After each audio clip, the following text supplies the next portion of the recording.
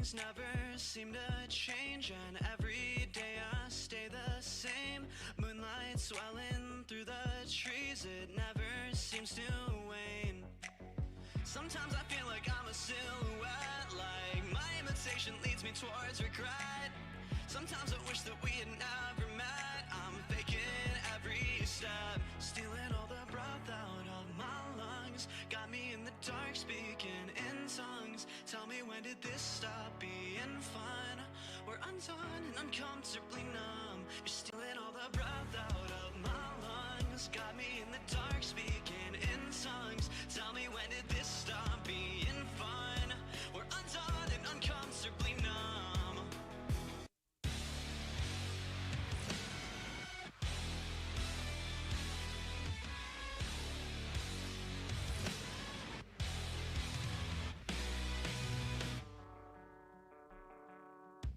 Disconnected, out of mind, I'm unaffected by the times. Misdirect me on a dime, break me with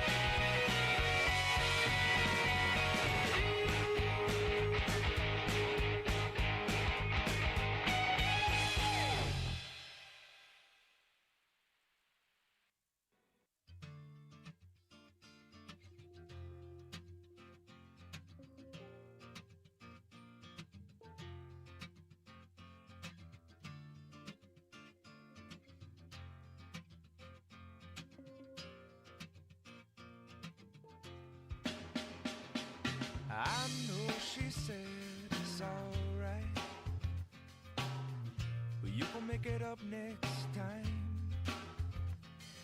I know she knows it's not right. There ain't no use in lying. Maybe she thinks I know something. Maybe she thinks it's fine. Or maybe she knows something I don't. I'm so tired. I'm so tired of trying. It seems to me that maybe it pretty much always means no. So don't tell me, you might just let it go.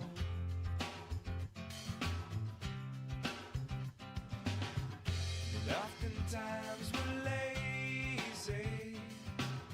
It seems to stand in my way. 'Cause no one, not no one likes to be let down.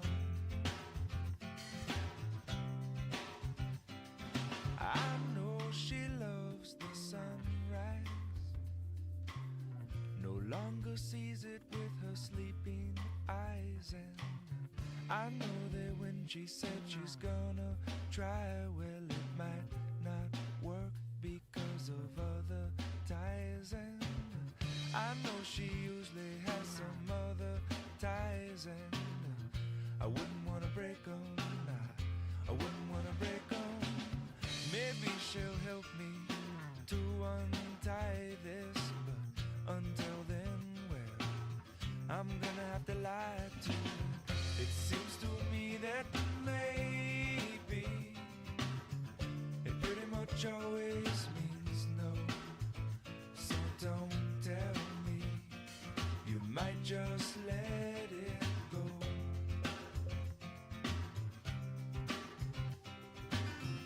And oftentimes we're lazy. It seems to stand in my way. 'Cause no one, no one likes to be let down.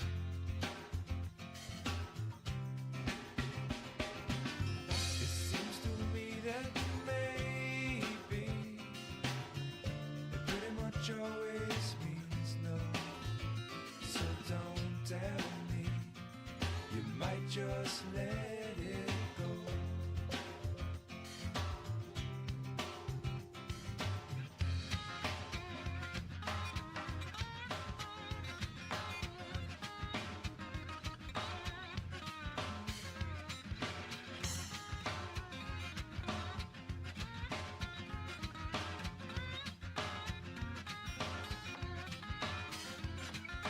Harder that you try, baby, the further you'll fall. Even with all the money in the whole wide world. Please, please, please don't pass me. Please, please, please don't pass me. Please, please, please don't pass me by. Everything you know about me now, baby, you're gonna have to change. You're gonna call it by a brand new name. Ooh. Please, please, please don't drag me.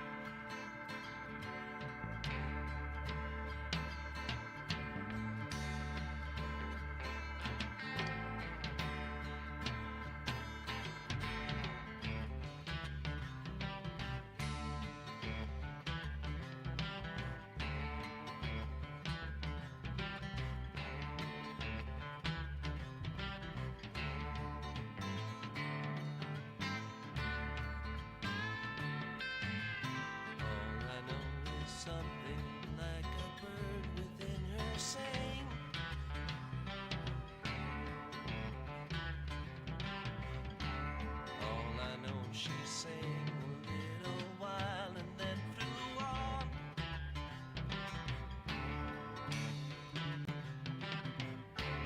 Tell me all that you know, I'll show you. Snow and rain.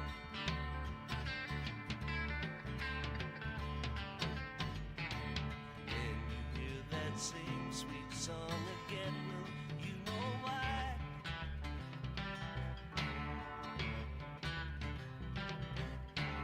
Anyone who sings a tune so sweet is passing by.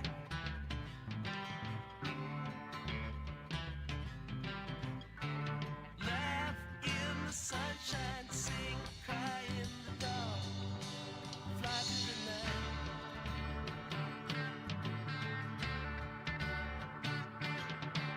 Don't cry now. Don't you cry.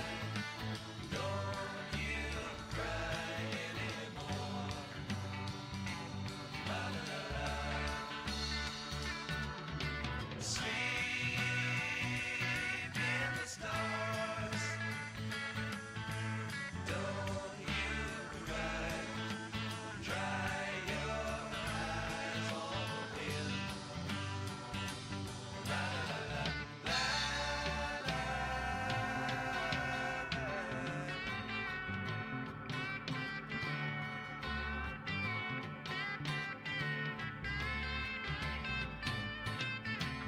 All I know is something like a bird within her sang.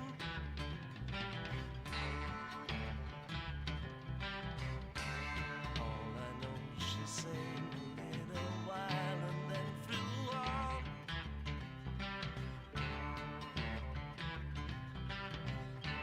Tell me all that you know, I'll show you. Snow and rain.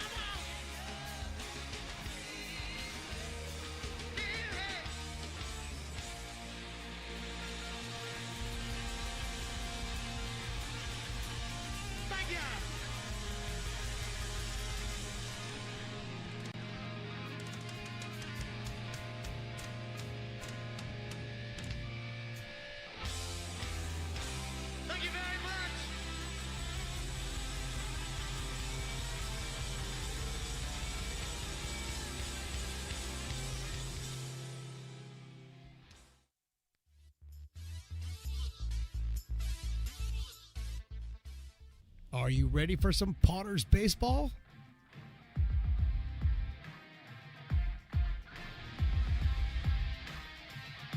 Potters Baseball, brought to you by Stones Broadcast Networks.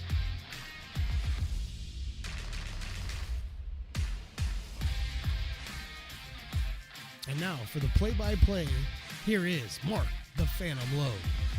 And that would be me. Welcome, ladies and gentlemen, to Bean Stadium in lovely Lincoln, California for a beautiful night of Lincoln Potters baseball. I am Mark the Phantom Lowe. That is Riley the engineer. He is at the controls tonight. Stones McCoy, the voice you heard right in that open. He may be around on the weekend. Who knows? But I'll tell you something, ladies and gentlemen, and I don't usually say this.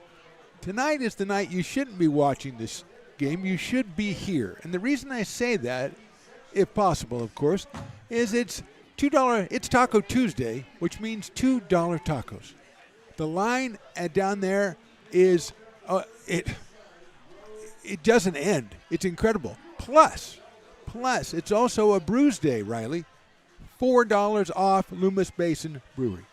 Plus, Matt Lundgren said happy hour, which is usually when the gates open to the first pitch, extended to the third inning tonight.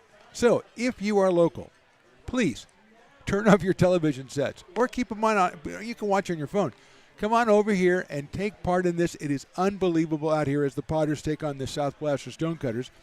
And it will be a really good game as well. Justin Santiago, who's been absolutely sensational. He might be the most valuable Potter. I don't know. It's up in the air. They're 11-0, and they've had a lot of contributions. But Justin Santiago is 2-0. He's pitched 9 innings. He's given up 5 hits. He's walked 3 and struck out 17. So he has been nothing short of fantastic, and he takes the mound against a very impressive, very talented group of ball players, South Placer Stonecutters, a lot of local ball players, some younger ball players, but a lot of local ball players. And this is going to be a real good one out here from McBean Stadium.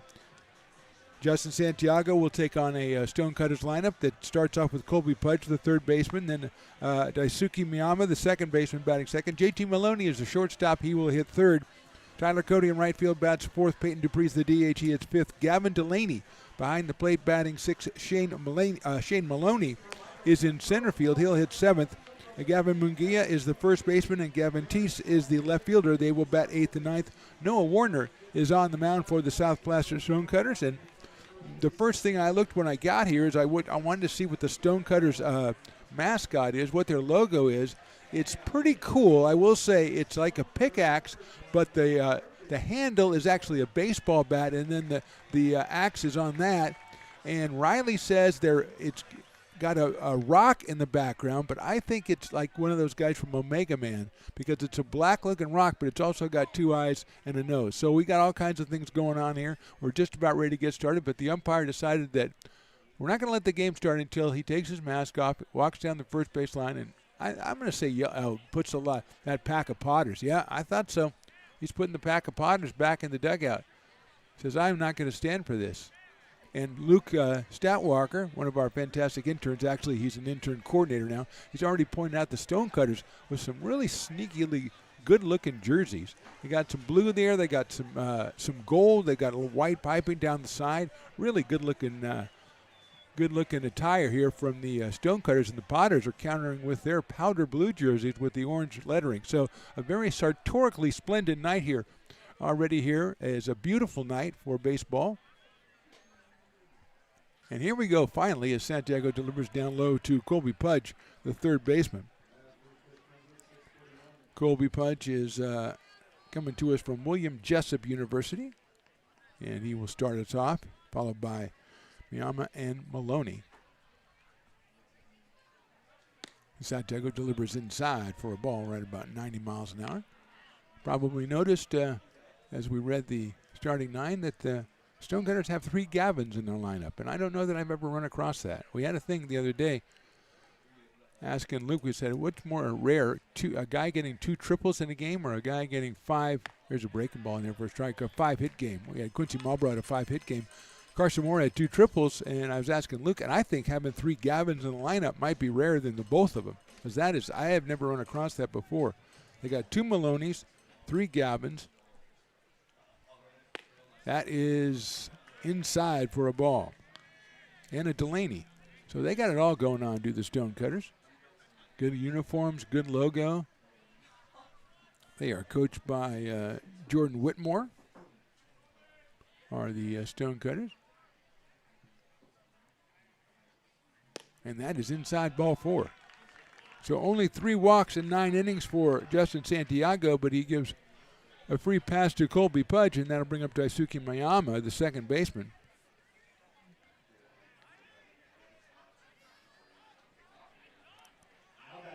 He's out of William and Mary College. We're in number 27. Good crowd out here on a Tuesday. Well, it's Taco Tuesday and Brews Day, so of course there's a good crowd. I was going to say late arriving, but they were all here. They were just down in line to get tacos. Pudge is short lead at first base. Breaking ball is outside for a ball. 1-0. So that's where they all were, getting tacos and then going down. Like I say, happy hour. Matt Lundgren says happy hour to the 3rd inning. And that's on top of $4 off Loomis Basin. Crazy night.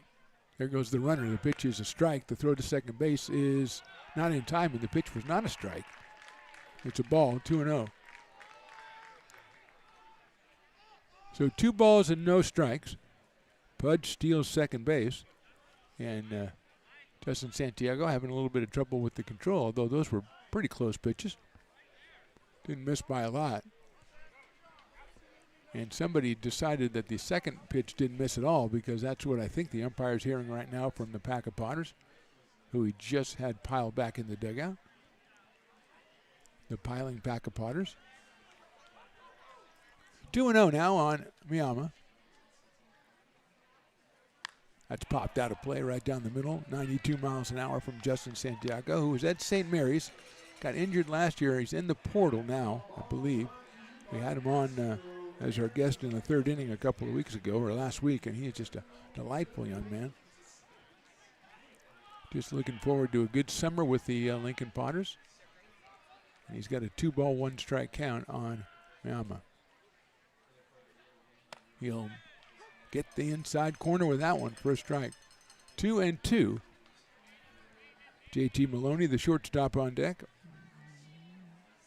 JT out of Oklahoma Wesleyan, which we'll have to look that one up probably and find out what kind of mascot they're sporting at Oklahoma Wesleyan. 2-2 coming up. Pudge, good lead at second base. Breaking ball swung on and missed. Handcuffed Miyama with that one. Beautiful pitch by Justin Santiago. He's got the first out here in the 1st inning, and that will bring up JT Maloney.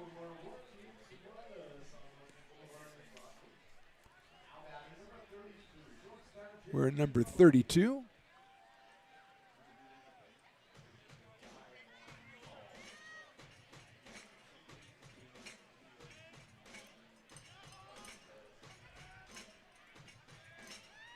It's in Bartlesville, Oklahoma, what my people are telling me.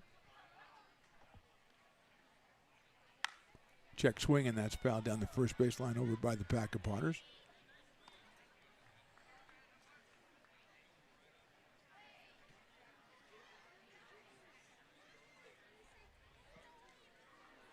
Having trouble with this mascot looking up. Oh, Eagles. They're the Eagles. I should have known. Eagles, Falcons, Cougars. So Oklahoma Wesleyan Eagles. JT Maloney 0-1. They're going to go back behind to second base, not in time. And I think if Justin could have got that on the right side of second base, I think Carson Moore could have slapped down the tag. Let's look over that defense while we have a chance. Ryan Jackson in left, Mays Matson in center, Jordy Lopez in right. Luke Euler at third, Perrin Bland is short, Mr. Moore, Carson Moore at second, and Brady Dobson's over at first. Behind the plate today is Mason Belding out of Del High School. That's popped up left side, shielding his eyes from the sun is Euler, trying to follow that one over, and it's going to be out of play right on top of the dugout. It rolls right over to the Longhorn Lifestyle Canned Beer Bar, which is in the food court with Fat Cat and Sabores de Mexico. Sabores de Mexico, obviously the site of much action today with the $2 tacos. Willie went down to get a couple tacos himself. He couldn't get any. His line was too long. And he's Willie, the best of all time, Willie Preston. The voice, your in-stadium voice of your Lincoln Potters. He couldn't get him. Had to come back with watermelon. That's how busy it was. 0-2 now. on JT Maloney. That's fouled down the right field line, out of play. Oh, there's a peacock down there waiting to make an appearance in the middle of the first inning. Just kind of hanging out, waiting for his cue. Looks like a good group down in the kiln. A lot of softball teams, baseball teams, little league teams and stuff coming out this year. Lincoln FC is doing the 50-50 today. 0-2. Outside goes all the way back to the backstop. A wild pitch is going to allow Pudge to get over to third base. So that one, a breaking ball, not able to flag it was Mason Belding, and it'll be 1-2 now. Want to shout out Keena Carr was our Star Spangled Banner, our national anthem singer today. Did a great job. And also want to shout out U14 softballer Riley Griffin, who came out to throw the first pitch, and she didn't throw it underhand. She threw it overhand, and she winged it right by the catcher all the way to the backstop. She had a little bit of heat on that thing. Breaking ball is hit well to left field, but it will be foul. And over by, it almost one-hopped in the bounce houses down there. Don't mess with the bounce houses, JT. Come on. Down the left field line, the bounce houses moved all the way down to the fence down there as the food court is taking up residence behind the third base dugout. And I think that's a tremendous change. Of course, we still have the Brick and Barrel Backyard bar down the first base line with our guy Curtis the beer man. 1-2 pitch again. Popped up. That's going to be playable for the first baseman. Dobson calls off Santiago and makes the catch. So Brady Dobson calls off his pitcher, who is getting ready to catch that pop fly. And for 2 outs, we've got Tyler Cody coming to the plate, the right fielder. He is out of Cosumnes River College, the Nighthawks, or just Hawks, as we see a happy patron coming up the stairs to sit down in his seat with his couple of his tacos there. Less than $5. Got a full plate of tacos, Riley. Come on. I know you're not the biggest taco guy, but you got to be overwhelmed by this. Go down, get yourself some tacos. Go over and get yourself a beer. Relax, dude. Come on, chill. Cody takes a breaking ball in there for a strike. Peyton Dupree, the DH, is on deck for the Stonecutters. He will be coming to the plate if Tyler Cody can keep the inning going one way or another. Santiago and Potter fans do not want that to happen as Tyler swings and misses at that fastball at 92. I think the high, Justin might have got up to 94 at one point. I'm pretty sure he got to 93 in one of his previous outings. 9 innings in 2 outings. 4 innings in the first, 5 innings in the second. 0-2 pitch. Swing and a miss. He got him on strikes. That's a big inning for Justin Santiago with a pair of strikeouts. A runner gets to third, doesn't score after a half inning. Stonecutters nothing. Potters coming to bat. Potters fans want to keep restoring and renovating historic McBean Stadium? Now you can become a member of Friends of McBean. Annual membership start at $50. Become a member now at friendsofmcbean.org. This job is the Esplanade at Turkey Creek phases 4 and 5. Our scope of work for this project is full scope, so we've got all the underground, all the joint trench, and all the top side included with it. We're putting in sewer pipe, manholes. We're not doing services yet. We go through and do all the main line, and then we come back and do all the services after that. I would say this project right here, the one we're working on, is probably about a 2-month project. It's very costly to the developer, so beating the schedule is very important, more important than most projects. It's got a lot of groundwater, so we've got an extensive groundwater pump system in place. It's just cool to be a part of the built environment and know that for the next 100 years that people are going to use and enjoy what we've created here today.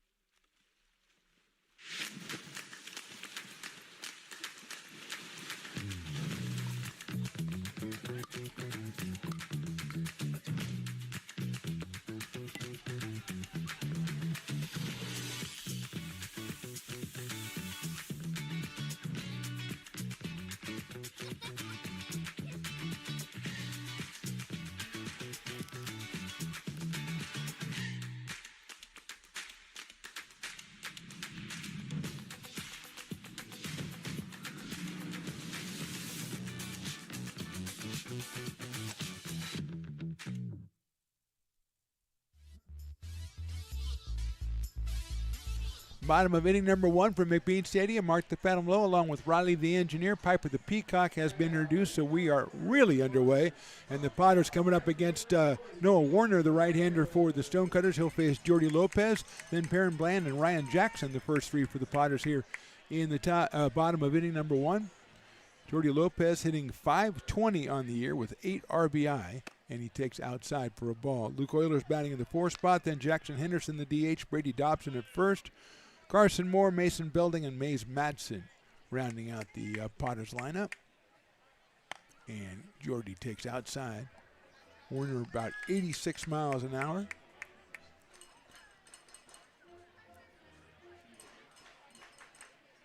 He is out of Sierra College. His next pitch is ball 3.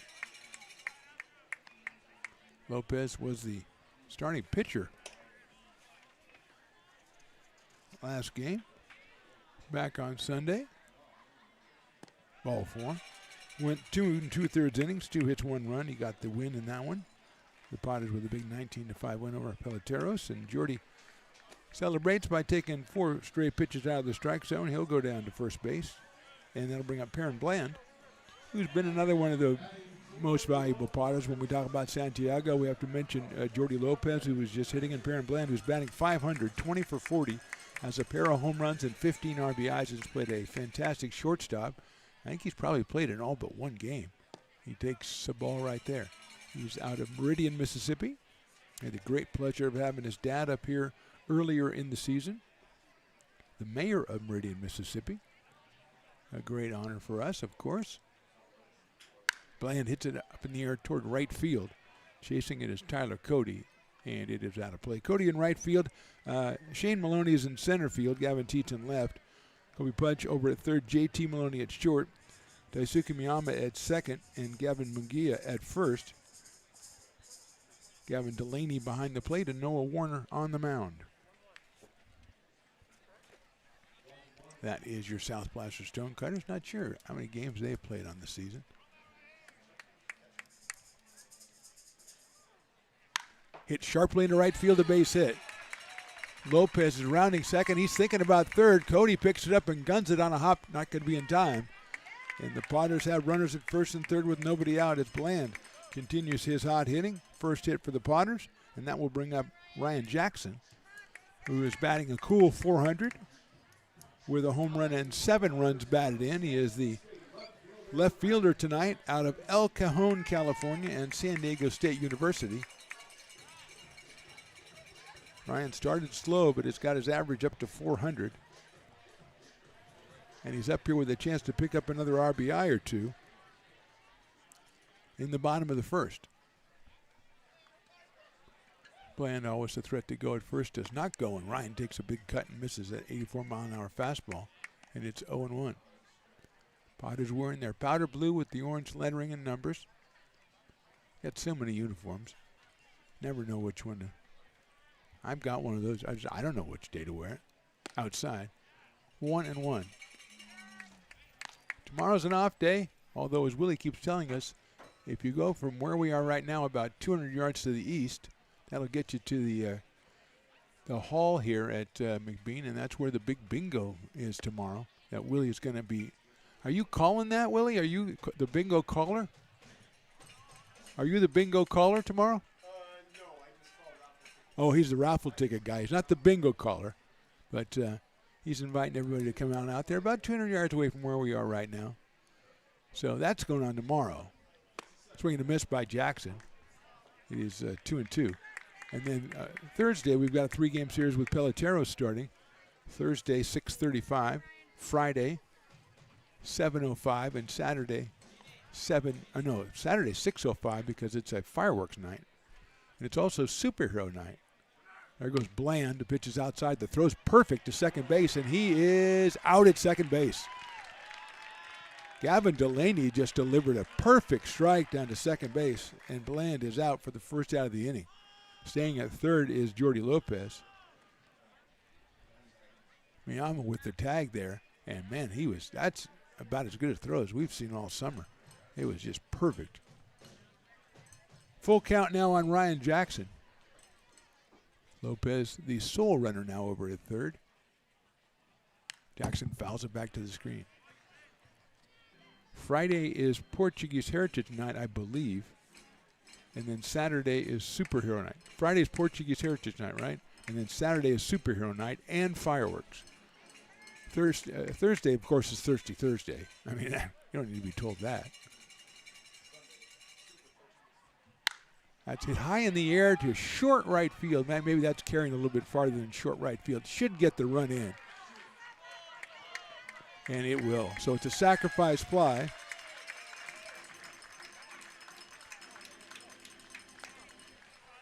RBI for Jackson, number 8. Potters put the first run up on the board. But if you're the Stonecutters, you had first and third with nobody out. Now 1 run is scored, but you have 2 outs. You're not real upset, I don't think. Luke Euler will be our hitter, batting fourth today.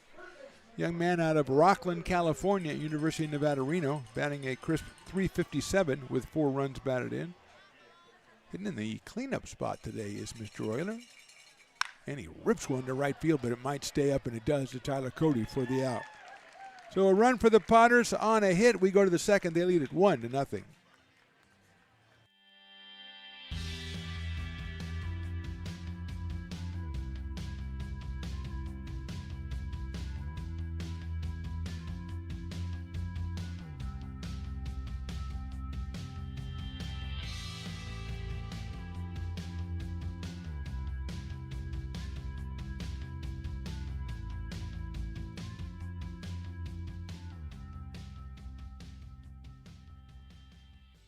Lincoln Potters Baseball. Placer County's best-kept secret is back for another exciting summer at historic McBean Stadiums. Loaded with fun for the whole family, local beer, wine, and eats. Fireworks, giveaways, theme nights, kids zone, and more.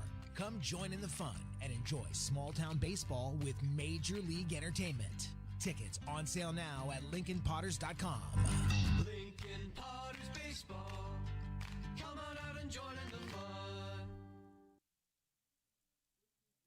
Buy a personalized brick for you, your loved ones, or your business, and show everyone your commitment to Lincoln baseball. Framed and engraved by our own Lincoln High Ag program students, your brick will be featured on unique movable brick walls. Find your name in the stadium entrance for the 2024 and 2025 seasons. Then visit your brick in its permanent home inside the stadium. Bricks can be purchased here for $250. Get it now at friendsofmcbean.org.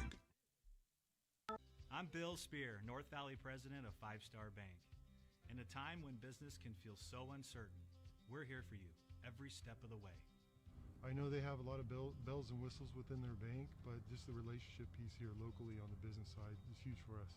5 Star treats us like we're number one. They're right there with suggestions, with help. So I have to bank with people that have our mission in mind. We're 5 Star Bank. How can we help you? Top of inning number 2, Stonecutters are going to send up Peyton Dupree, then Gavin Delaney and Shane Maloney against Justin Santiago. They got their leadoff man, Colby Pudge, all the way around to third in the top of the first, but were unable to push him across the plate.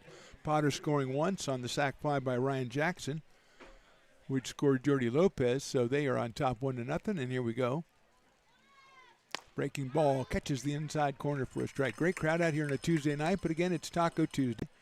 And, you know, if you can't make it out, you can always do Taco Tuesday at home and give yourself $4 off your local brew. Swing and a miss. Great fastball.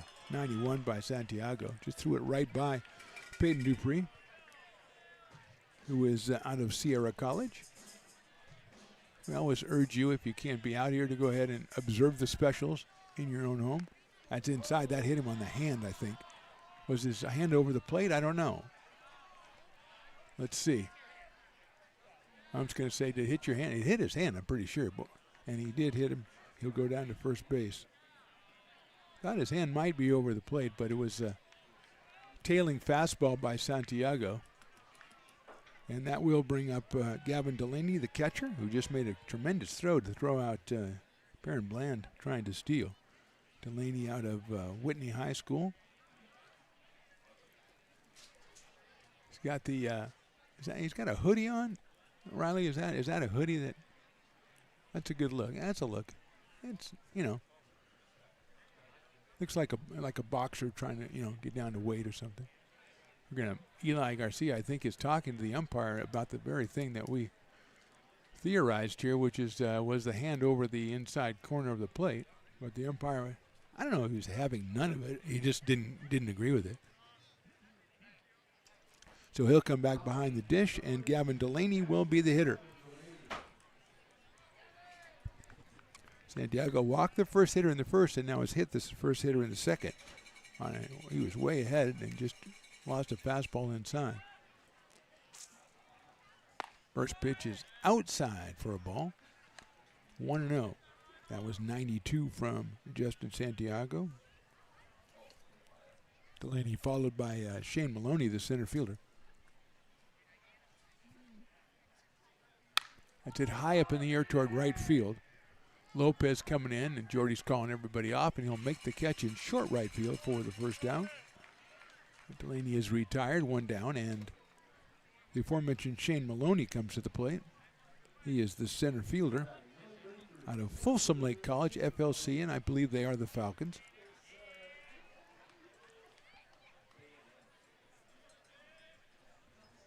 So Dupree's still at first base, but now 1 out, and here's Maloney. He takes down low. Santiago right in that 90, 91, 92 mile an hour range with the fastball. He is 6'2", and 200 pounds is Justin. Breaking ball. That one misses the inside corner, bounces away from Belding, but not far enough for Dupree to try to advance. But now 2-0 on Shane Maloney. Gavin Munguia, the first baseman, on deck.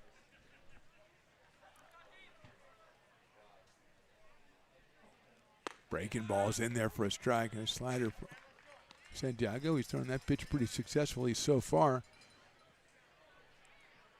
in the first couple of hitters, and he gets on the board, 2 balls and 1 strike.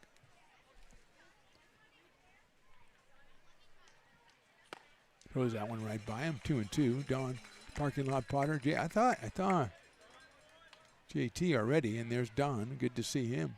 It's only, I think, his 3rd game. Made it out. He's looking good. Talking to all of his well-wishers down there in the front row. 2-2 pitch.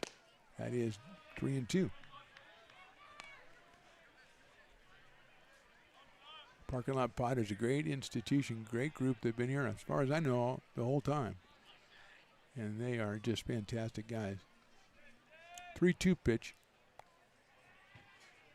Swing and a miss. He got the strikeout.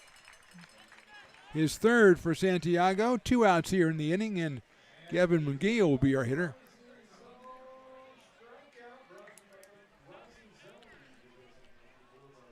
Gavin comes to us from Folsom Lake College as well.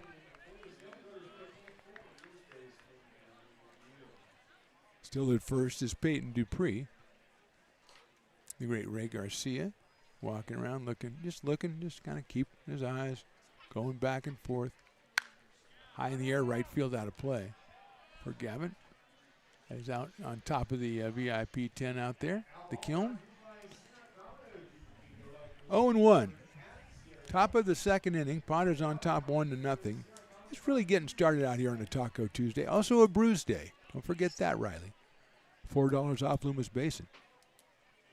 Down low for a ball. So there's a lot going on out here in the crowd. It looks like they're taking advantage of it. Tremendous crowd. Again, not really, stands weren't really full, 5 minutes before the game started, but that one misses outside. But that's because everybody was in line getting tacos or beer. Tacos are down your 3rd base line. Beer is down your 1st base line, of course. When you come out here, you're going to come in. You're going to look down 1st base line. That's a Brick and Barrel backyard down there, and the food court down the 3rd base line. That's fouled back to screen. Also, if you have the kids, then you're going to go maybe down the 3rd base line to the food court. Send the kids further, because that's the kids' zone down on the fence line down there. Got a new walkway by the grassy knoll. Several dozen fans are down the knoll today. It's a great place to watch a ball game. 2-2 coming up. Swing and a miss. Going to have to make that official, and they do. And the strikeout recorded by Santiago is his 4th. We are going to the bottom of the 2nd. Potters on top, 1-0. Bill Evans, president of the Placer County Association of Realtors. We're in the store, our conference facilities. An amazing team helps keep together an amazing organization, and we thank them all. This organization can't do what it does and can't run the way it runs without the help of so many members volunteering their time. The success of the Placer County Association of Realtors is largely dependent on our active volunteer members to help our organization and industry. The work of our committees greatly impacts our ability to champion efforts across the board and giving back to the Placer County community wherever we can. Like all service organizations, I wanted to serve. And getting involved with the affiliate committee was the perfect way to do that. I love being able to serve my community with my business friends and other leaders and give back to those who are in need. The thing I love about the PCAR committees is they all work toward the same goal of bringing the community together to support those in need in our surrounding area. I instantly came to the meeting and had a wonderful time, felt like I was a part of something bigger, and it was just the start of my leadership journey.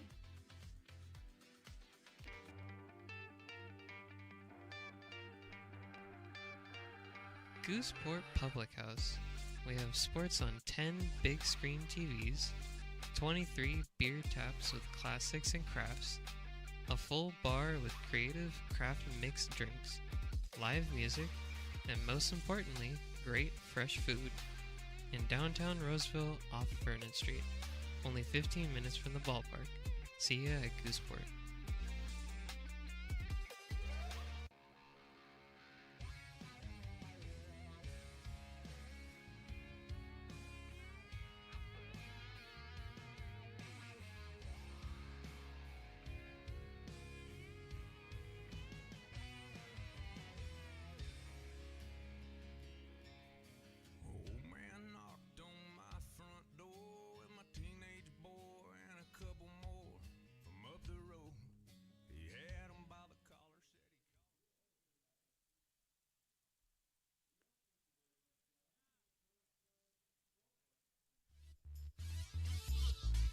Bottom of inning number 2. Just saw the Piper race. He lost, of course, but he did beat one person. But I don't know if you're proud of that if the person that you beat has been walking for less than 6 months. I don't think that's really a feather in the peacock cap, so to speak, if that's the only person that you finish ahead of in the Piper second inning race. Jackson Henderson, Brady Dobson, and Carson Moore, the first 3 hitters here in inning number 2 against Noah Warner, who gave up 1 hit in the first inning. Lopez was Lopez walked. He was singled to third by the only hit, and that is by Perrin Bland. Ryan Jackson hit the sac fly to bring Jordy in. Bland was caught stealing, and Euler ended it out with a line out to right field. So that's where we are. Jackson Henderson, last time I saw him, he was hitting a massive home run, one of his 2 home runs this summer, out of Tuscaloosa, Alabama. And I believe the home run did reach Tuscaloosa, Alabama, as it disappeared in the trees. I don't know if that makes sense geographically, but it works for me. Jackson hits it sharply out to shortstop. J.T. Maloney has it, throws it over the head of the first baseman and into the dugout, and Mr. Henderson will make it to second base.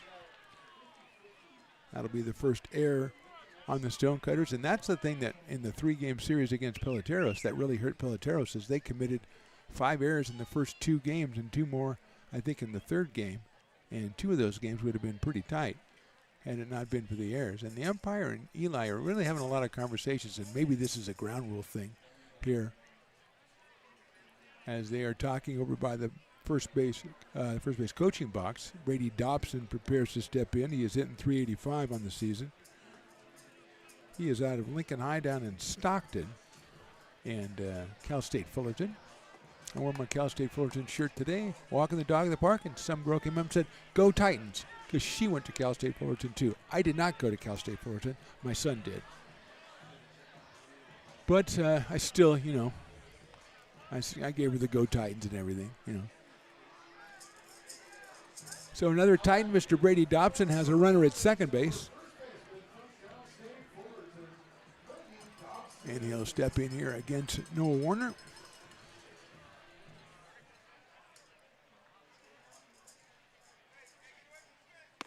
Yeah, he's right in there for a strike. Some kid put his hand through the right in the back behind the through the screen there, and Ray Garcia is giving, hey, dude, that's not what you want to be doing.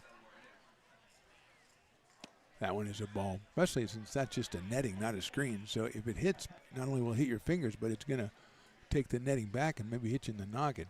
So Ray, and again, life lessons from Garcia, the unofficial mayor of Lincoln. 1-1 on Brady Dobson.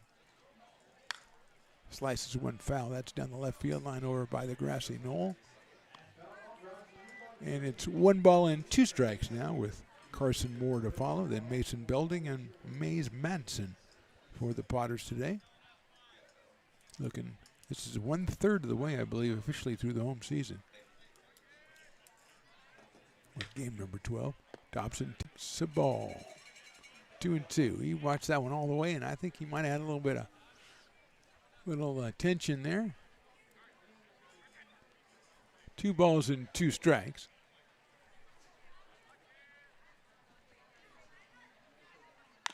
Dobson hits that one down the first base line, but it's a foul ball. Potters, I don't think have a first base. Oh, yeah, they do. He's just hiding down behind the pole there. I couldn't see him.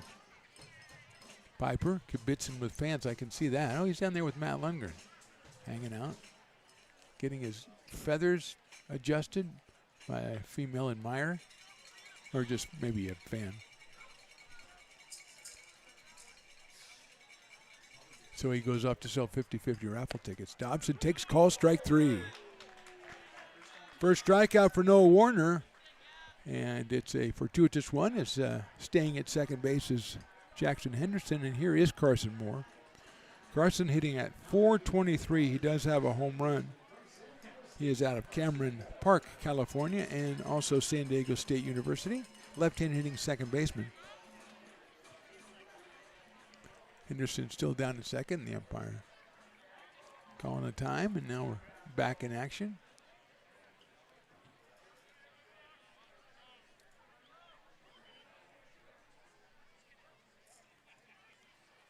Warner to the plate, high and outside. Looked like that Maloney had it timed pretty well to sneak in behind Jackson Henderson, but Warner opted not to go for it. The old daylight play, and I think they had daylight. But it's 1-0 on Carson Moore. Lions one into right field. That's a base hit. Henderson will round third. They're going to send him, and it's bobbled by Cody in right field. And Moore will go to second. The throw will be too late. It'll be a single for Moore. It'll be an error on the right fielder, and it will be an RBI for Carson Moore. First hit, second error of the inning. Second run has scored. Never any doubt sending Jackson Henderson, and the throw didn't. I don't think it would have threatened him at the plate. But Cody bobbled it, which enabled Carson Moore with the play right in front of him to take second base. Here's Mason Belding. .333, 5 for 15 on the summer. He has an impressive 6 runs batted in limited appearances at the plate. And the left-hander takes a strike. Warner right at 86 on that one. I think that's the top so far. Oh, yeah, Piper is, in fact, selling a 50-50, and he is really trying to sell it. He must owe some money or something himself, allegedly. I don't know that for sure. Round ball foul by Belding. Look at Piper is just like getting the fans. Come on, let's get some raffle tickets. Crazy.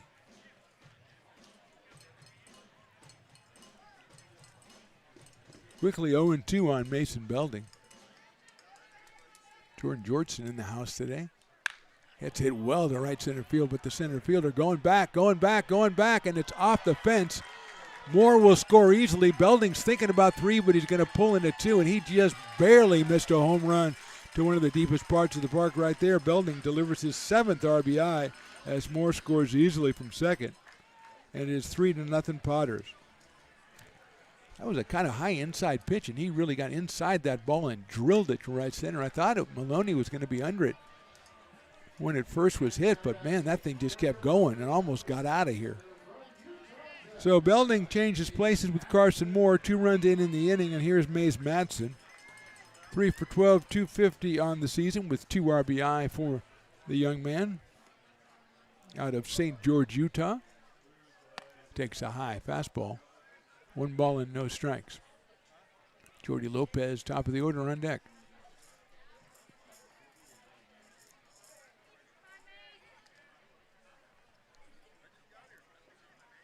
He'll bunt it, but it's a hard bunt back to the pitcher. Underhand to first for the out. Going to third is Belding.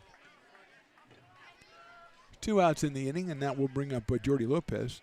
He's got to run 90 feet away, but 2 outs here. Jordy walked his first time up back in the first and scored on the sacrifice fly by Ryan Jackson.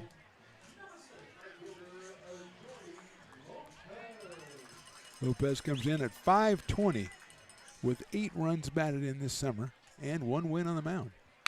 Line drive, center field, base hit. RBI number 9 for Jordy Lopez. And the Potters have scored 3 times here in the inning to make it 4-0. Lopez just continuing the summer as, like I said, one of the 3 or 4 most valuable Potters. And here comes another one, Perrin Bland, who singled his first time up, was caught stealing, but is over 500 with the average now out of Meridian, Mississippi. He has 2 home runs, so does Jackson Henderson. I think Aiden Diome has 1, Ryan Jackson has 1, Ethan Johnson has 1. There's a strike, probably forgetting somebody.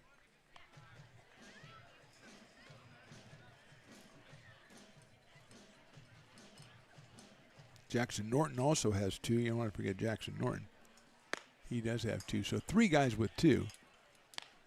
And a couple more with 1 for the Potters as they are playing their 12th game of the season, all 12 right here at McBean.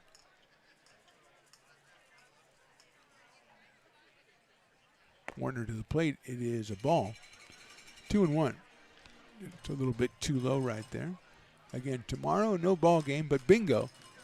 About 200 yards to the east. Willie Preston will not be calling the bingo numbers. He'll do the raffle. Runner bluffs at first base. Batter, that's Bland, takes high. 3 balls and 1 strike now on Perrin Bland. Ryan Jackson, who had a sacrifice fly back in the first inning, on deck. There goes the runner, but it's ball 4. So the 8th batter in the inning will be Ryan Jackson. I'm checking out Matt Lundgren. He's got that sweet new polo, the Potters blue, dark, deep blue, royal blue polo with Potters written in script all over it. I got to get one of those. That's good stuff right there. Meaning at the mound for the Stonecutters, they've got a left-hander down in the bullpen warming up as Warner's pitch count's gone a little bit high in this inning. And again, it started off with an error by the shortstop, which allowed Henderson to get on base, and that started the inning. Another error by a right fielder allowed Carson Moore to get into scoring position. Looks like Blake Andre out of Sierra College, the left-hander. Number 22. Let's see if they make a move here, but it doesn't look like he will.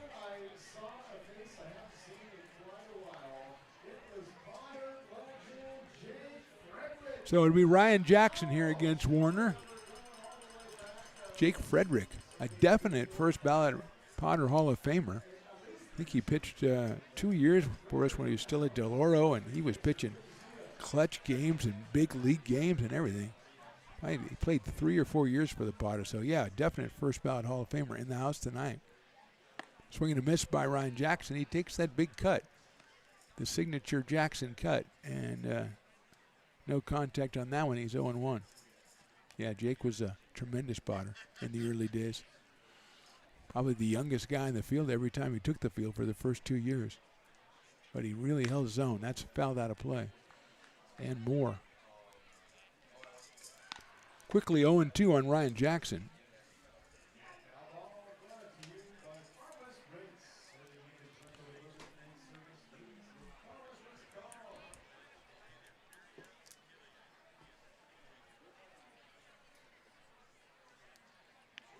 Oh, 2 pitches popped up right side. Giving chase is Munguia, the first baseman, and it is out of play on top of the tarp over the kiln, the VIP area down there. So Ryan Jackson will have another try. 0-2. We've got Lopez at second, Perrin Bland over at first.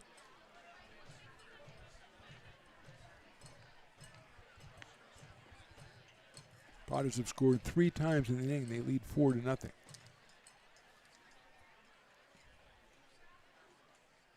Noah Warner on the hill for the Stonecutters. High fastball. Jackson lets it go. It's 1 ball and 2 strikes as we see a patron who just went down and availed himself of the fact that today is Brews Day. Got himself $4 off a couple of Loomis Basin brews down there. And Riley, you'll be happy to know he has 2 hands and he has 2 beers, 1 in each hand. You hate waste, and that's exactly what he hates it too. Jackson swings and misses. Potters score 3 times in the second. We go to the third. They're on top 4-0.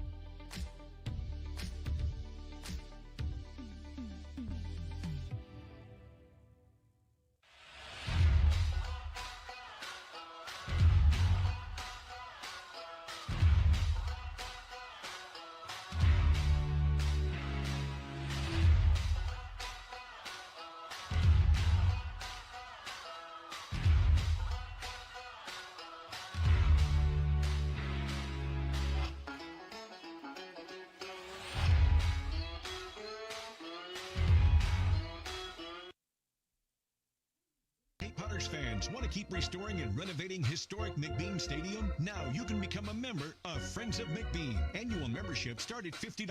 Become a member now at friendsofmcbean.org. When it comes to your home's maintenance and repairs, Jeffers Resource Group has you covered. Our handyman services offer a comprehensive range of expertise, from minor carpentry to drywall, electrical and flooring for property managers, landlords, and renters alike. We ensure that every job is completed to the highest standards, so you can have peace of mind. Contact us today to discover how Jeffers Resource Group can help keep your home in top shape.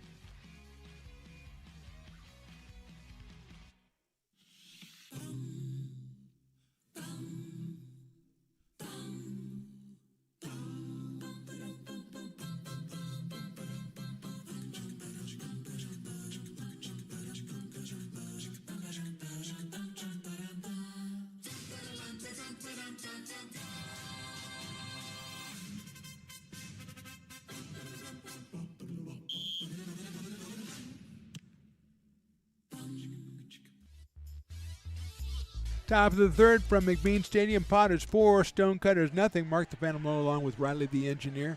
Happy to bring you this one on a Taco Tuesday and a Brews Day, and everything is half price, it seems like. I don't know. I haven't bought everything, but I'm Fat Cat's on half price. I hear that Bill, the former owner of Fat Cat before daughter Molly took over, is in the house tonight. Hopefully we'll get him up here for a chat.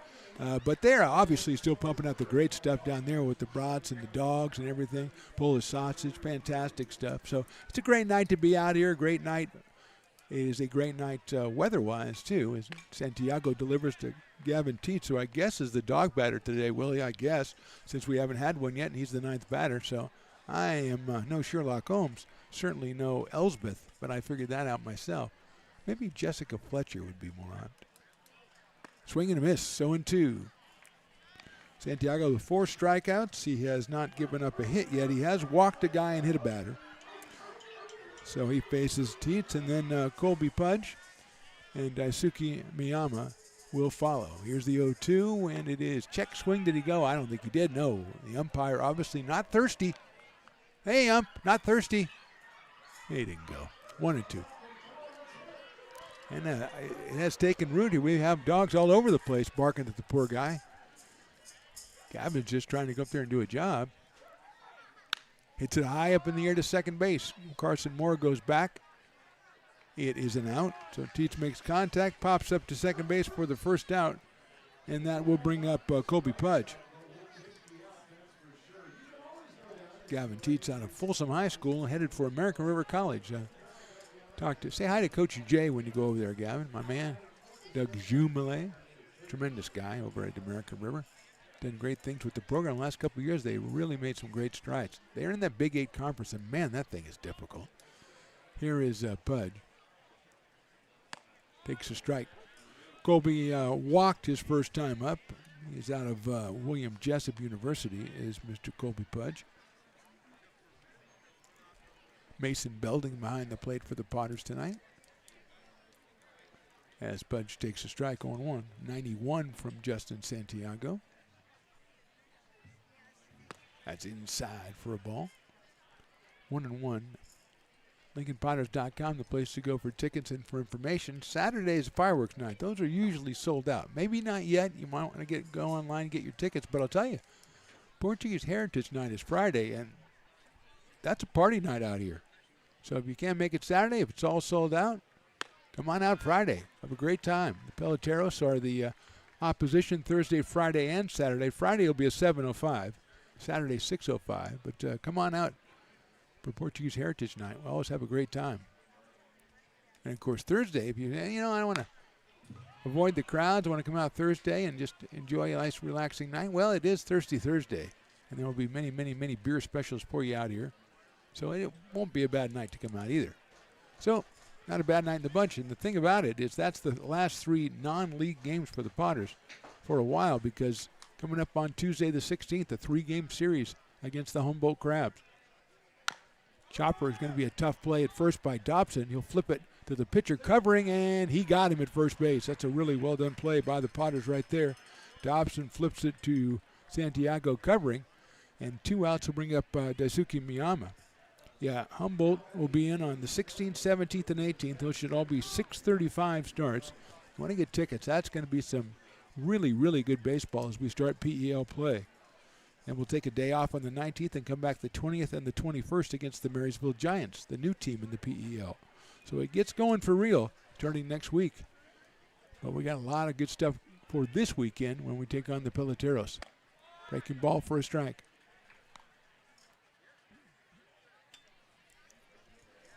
Looking forward to that Humboldt series. Starting off big time.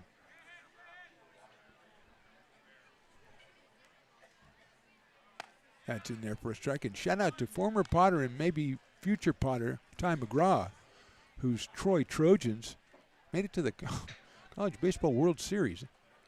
And they start on Friday, I think. So we won't see Ty for a while, but and we'll miss him. But man, congratulations to him and all the other Trojans for an unlikely road to Omaha, where they'll take on, I believe, West Virginia in the first game.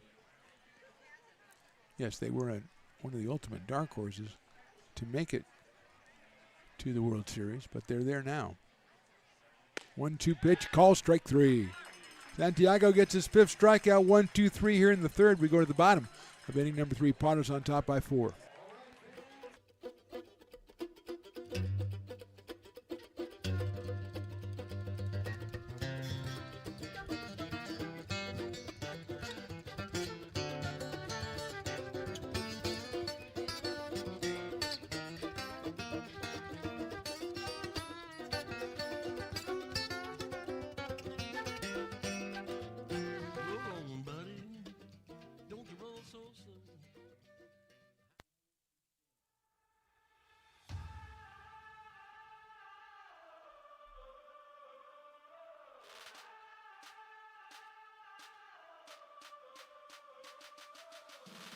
You are Laborers Rising. And now you understand where we came from, what solidarity means, and what we have ahead of us. No one's going to defend us but us. No one's going to help construction workers except us. And I can't wait to see you out there.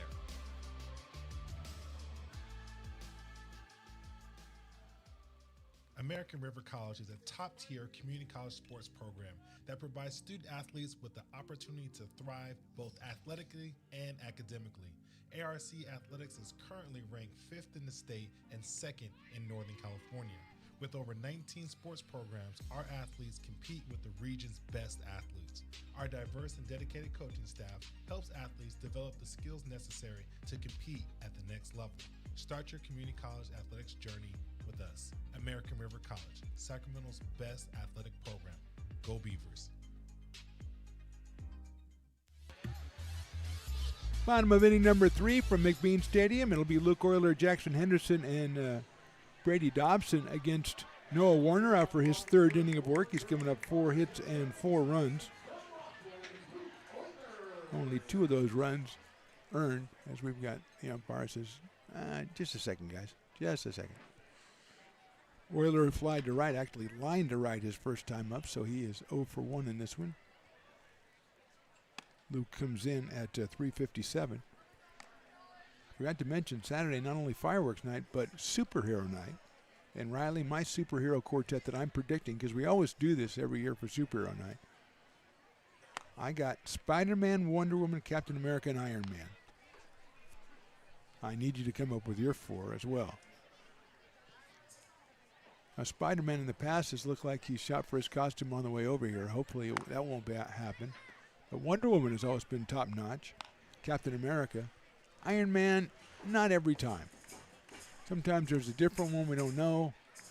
But usually we get Wonder Woman and Captain America. There's a strike. 3-1 on Luke Euler out of Rockland, California.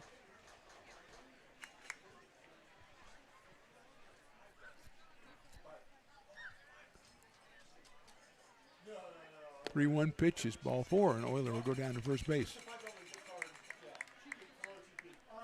Looks like third base on balls issued by Noah Warner.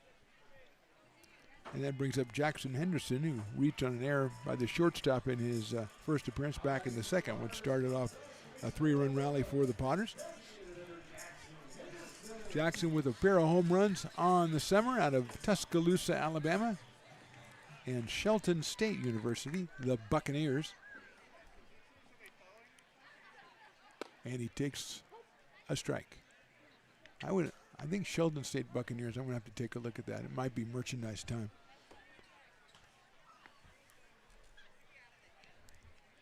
Euler, a threat to go at first base. 0-1 now on Henderson. He does not go. The ball's down in the dirt. And Delaney behind the plate has been excellent.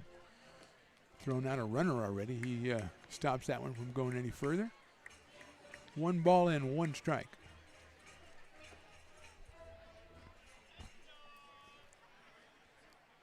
Henderson takes strike 2. Watch that one all the way in. And it was right at the bottom of the strike zone. 1-2. Good pitch by Noah Warner. Another one of your heroes, Riley. 2 hands, 2 beers. And also, a man knows a bargain. It's $4 off Loomis Basin. Henderson rips one to left field. That's down, a base hit. Nice play out and left by Gavin Teets to keep that one from going all the way to the fence. It took a big hop on him, and he got up and got it. But Henderson delivers a solid single to left. That's the 5th hit for the Potters. They have first and second and nobody out, and Brady Dobson coming to the plate.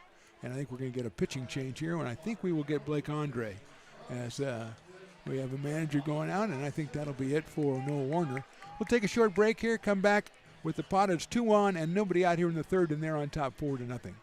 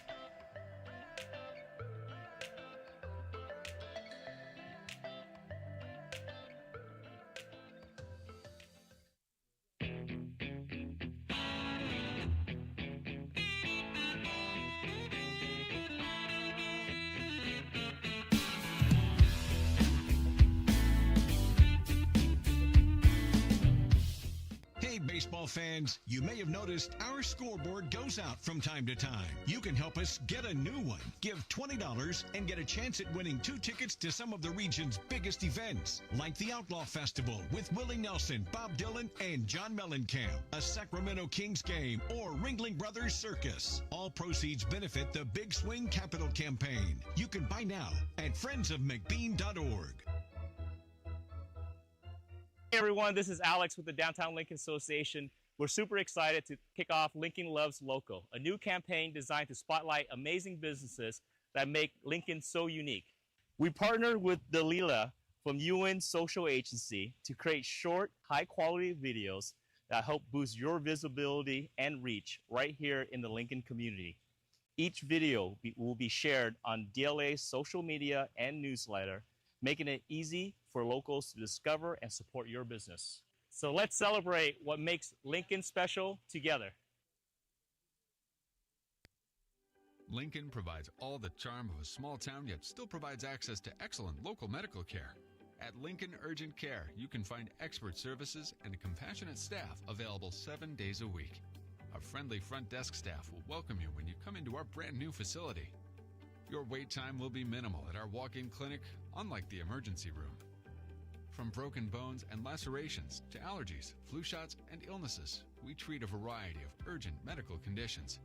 What sets us apart is not just our central location in Lincoln, but the convenience of our extended hours, including weekends.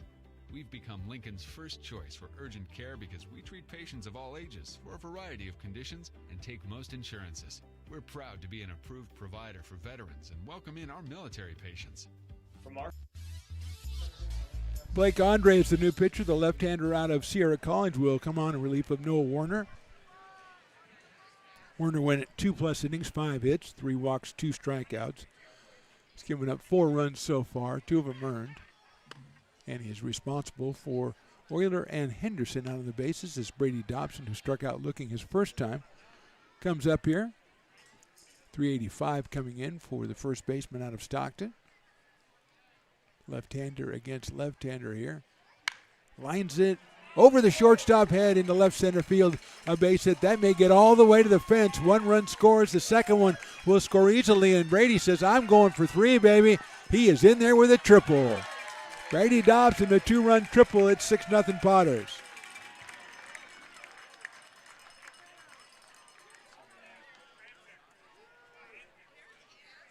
So that closes the book on Warner. He is responsible for 6 runs, 4 earned, 3 walks, 2 strikeouts. And that'll bring up Carson Moore.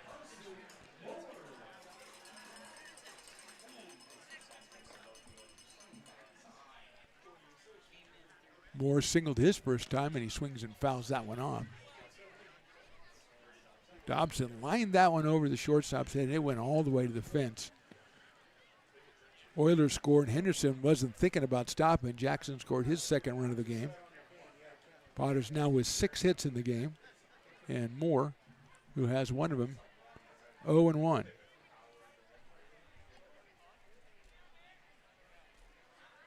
That's in the dirt. 1 ball and 1 strike.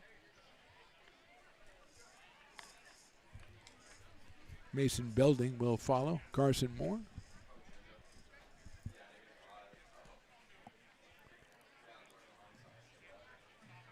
Blake Andre out of Sierra College. Hit sharply to second, under the glove at second base of Miyama, and that will score a run. And picked up in the center field by Shane Maloney. So another hit and another run for the Potters. RBI for Carson Moore, his second hit of the game. 7 hits for the Potters now, and that'll bring up Mason Belding, who blasted a double his first time up to right center field. Still nobody out here in the third. That one could have been handled by Miyama, but man, it was hit hard. 98 miles an hour off the bat. And it's a do or die kind of situation on a ball like that. And Moore gets his second hit and second run batted into the game. Belding takes inside for a ball. Mason 5 for 15 coming in, picked up his 7th run batted in back in the second inning. His 16th official at bat, so that's a pretty impressive ratio there. Andre delivers outside. 2-0. Belding followed by Mays Madsen. Potter's been getting contributions from all up and down the order in the last couple of games, or all summer. There's the throw to first base on a pretty good looking move by Blake Andre.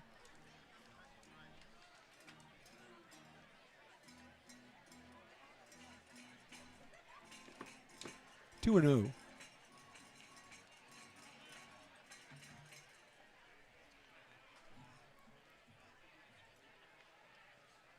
That is right in there for a strike on Mason. 2-1 at 82 from Blake Andre. Padres have a couple of guys loosening up in the bullpen. No urgency, though. I think he's still wearing his jacket out there. So Santiago went 5 innings last time. He's been strong through 3 today. There goes the runner. The pitch is, I think it's ball 4. No, it's a strike. He didn't signal that until the throw was already down to second base. Moore a tremendous jump. Nothing that Delaney could do on that one. He's saying 2-2. 2-2. Belding out of Del Oro High School in Grass Valley, California, and LSU.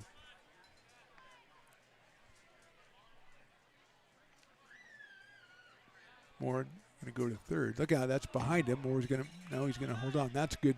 That's good knowledge right there, because that one bounced right back to Delaney, and he would have had a good chance of throwing Carson out of third base. 3 balls and 2 strikes to Mason Belding.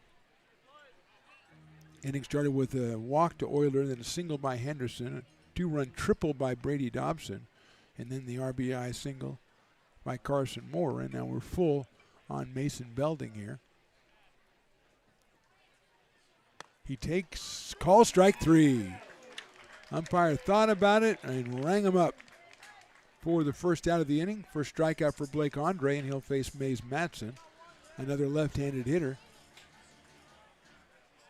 Young man in front of me just came back with the ice cream in the helmet. That look never goes bad.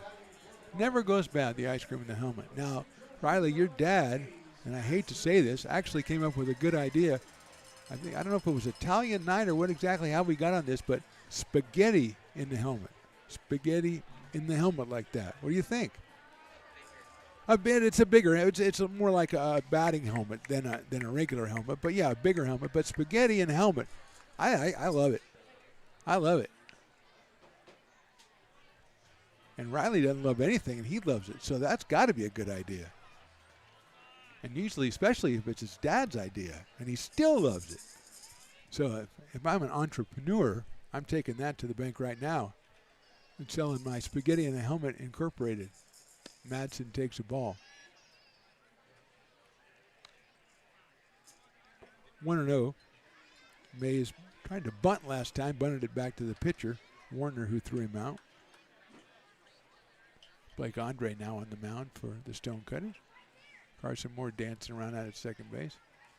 Madsen swings and fouls it off on an inside pitch at 82 from Blake Andre.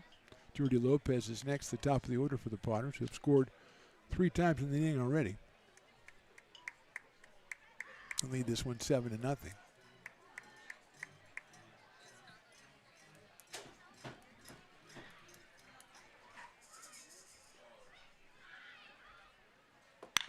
Sharply down to first base, snagged down there by Munguia for the out. Moves the runner down to third base, Carson Moore.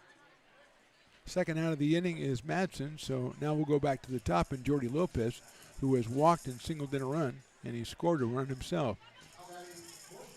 Out of Elk Grove, California, and University of California at Berkeley. Lopez listed at 5'10". Up here against Blake Andre. Good looking pitch, but misses 1-0. Just a little bit too low from Andre.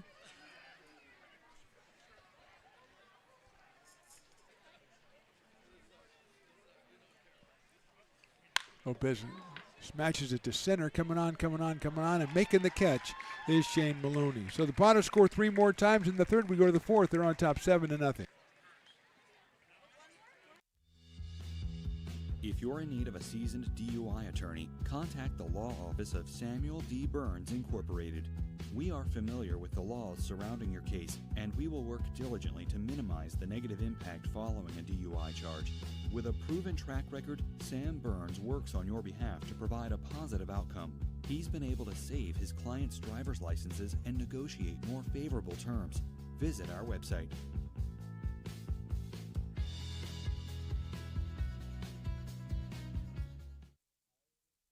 So many local businesses trust Wizix Technology Group when it comes to their office technology. Wizix is a full-service, locally owned company with exceptional service, supplies, and support, which guarantees quick delivery and response times. Copiers, printers, scanners, business phone systems, EV charging, document management, and more. Join the ever-growing list of local businesses and win with Wizix, the largest independent provider in the Valley. Wizix, office technology made easy.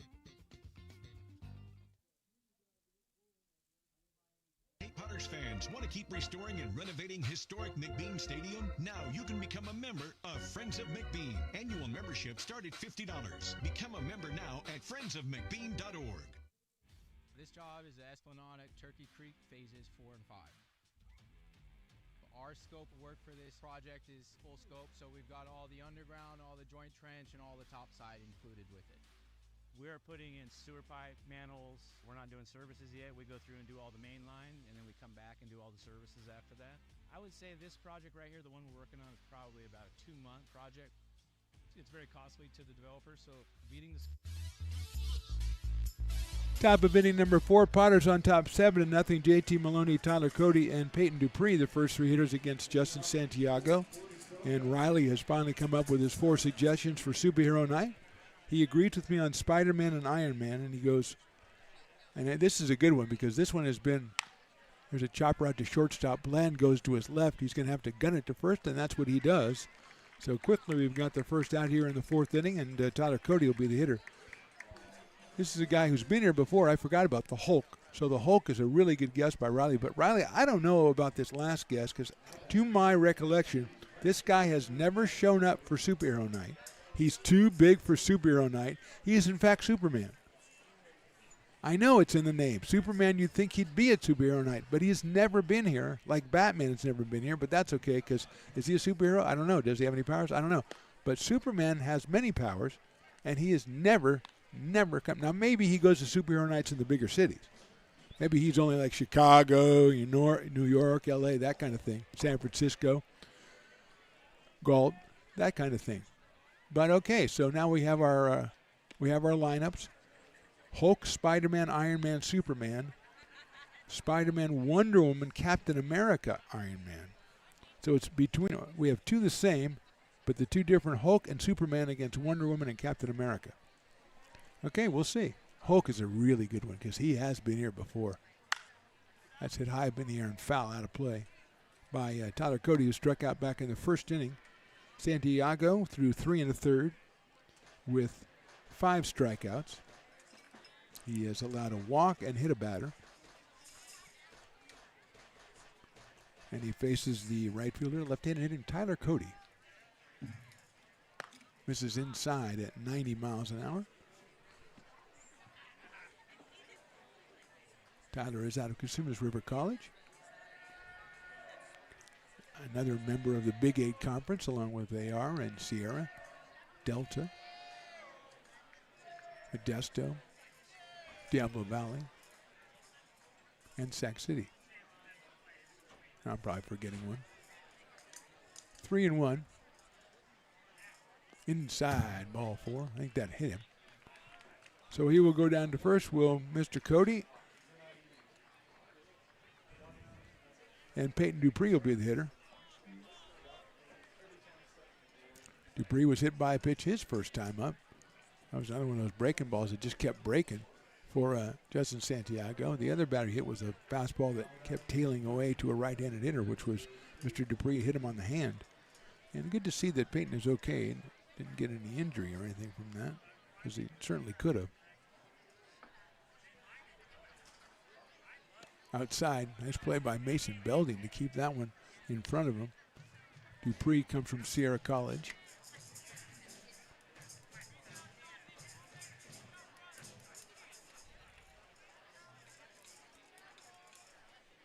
Let's check the runner over at first base. Throw another breaking ball, missing 2-0. Hasn't that exact command of that pitch. He's thrown it for a strike a couple of times, but has missed probably an equal number of times with it. And it's 2-0 on Dupree. Right down the middle of the strike at 91. Gavin Delaney, the catcher, waits on deck.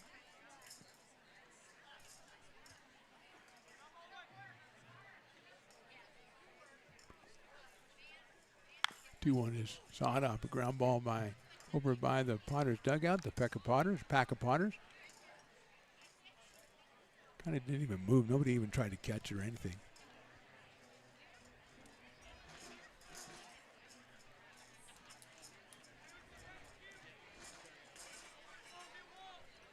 Runs it to 2-2. Fouls that one off over the screen.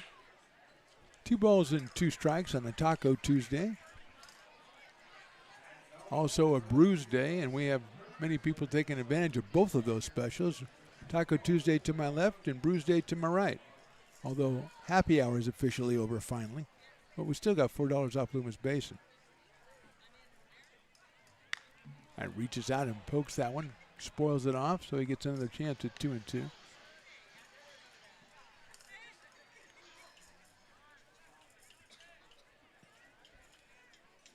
Waving to a young lady in the front row, because that's what I do.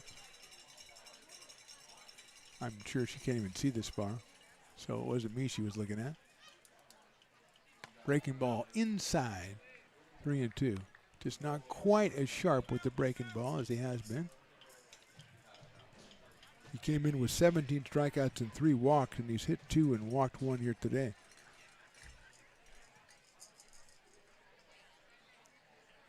Swing and a miss. Came back to blow him away on a fastball at 91. 6 strikeout for Justin, and that will bring up Gavin Delaney, the catcher. Whitney High School product, committed to Cal Poly SLO. He flied to right his first time up, so 0-1. He's acquitted himself nicely behind the plate so far, thrown out 1 runner. Blocking a couple of potential wild pitches. Got a runner on first and 2 outs here in the 4th. That one is in there for a strike. Took a little bit off that one. Got the call, 0-1.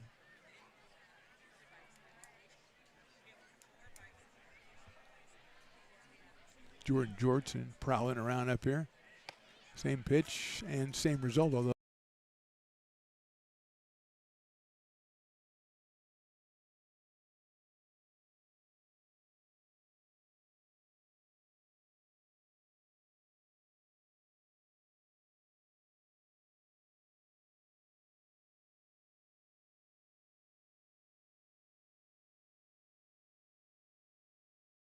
and 3rd out of the inning. Bottom of 4th coming up. Potters on top 7-0.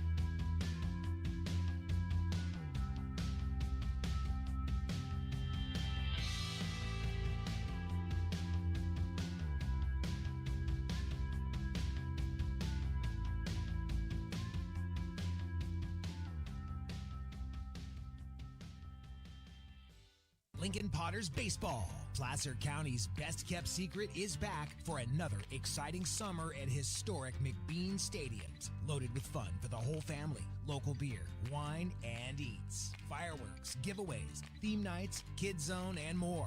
Come join in the fun and enjoy small town baseball with Major League Entertainment. Tickets on sale now at LincolnPotters.com. Lincoln Potters Baseball. Come on out and join in the fun. Bottom of inning number 4, Blake Andre back out on the mound for the Stonecutters. He relieved Noah Warner in the 3rd inning.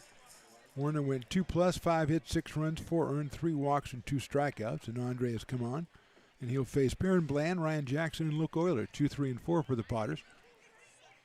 Bland check swing, and it is a ball. He singled in the 1st and walked in the 2nd, so Perrin is 1 for 1. Came in hitting an even .500 for the summer. And he takes inside on that one, 2-0. Andre right around 81, 82 with the fastball. The left-hander from Sierra College. Delivers 2-0, and it's hit right back up the middle, going to his left. The shortstop, great play to first base. Did he get him? That's J.T. Maloney, and makes a wonderful play at short and throws on the run for the out. So Bland is retired on an excellent play by J.T. Maloney at shortstop. Munguia with a nice stretch over at first as well. Give him his props. 1 out, and here's Ryan Jackson. Sacrifice fly in the 1st and a strikeout in the 2nd. Ryan with his 8th RBI of the summer. He does have a home run and came in the game at 400 out of El Cajon, California. Takes that off-speed pitch outside, 1-0. Luke Euler moves into the on-deck circle, the Potters' 3rd baseman. Jackson today is out in left field. High pop-up right side. Right fielder Cody chasing it into the bullpen, and he won't be able to get there. Whole bunch of Potters down there as they are probably starting to get ready another pitcher, although Santiago hasn't thrown that many pitches. Last time I think he was up around 80. Or was that Ballantyne? I think that was Ballantyne around 80.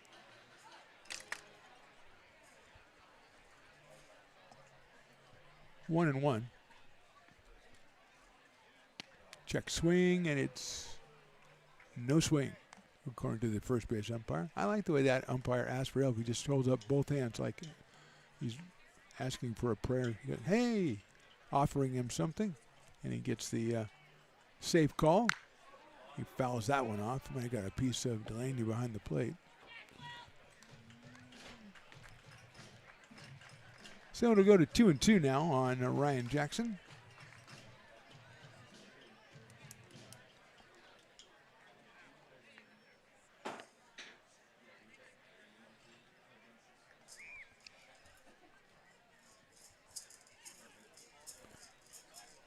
Andre from the stretch. Grounded out toward 3rd. Off the glove at 3rd it's a throw to first. Won't even make a throw. It's an error on the 3rd baseman. That's the 3rd error for the Stonecutters. And Jackson will reach base via that error and bring up Luke Euler, who has flied to right and walked.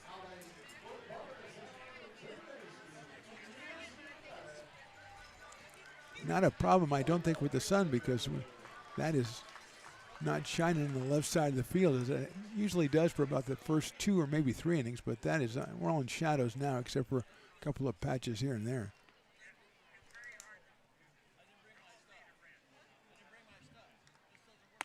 Check swing, did he go? Yes, he did. It's a strike on Luke Euler. Came in at 357 and is 0 for 1 with a run scored. He's driven in 4, and he's followed by Jackson Henderson.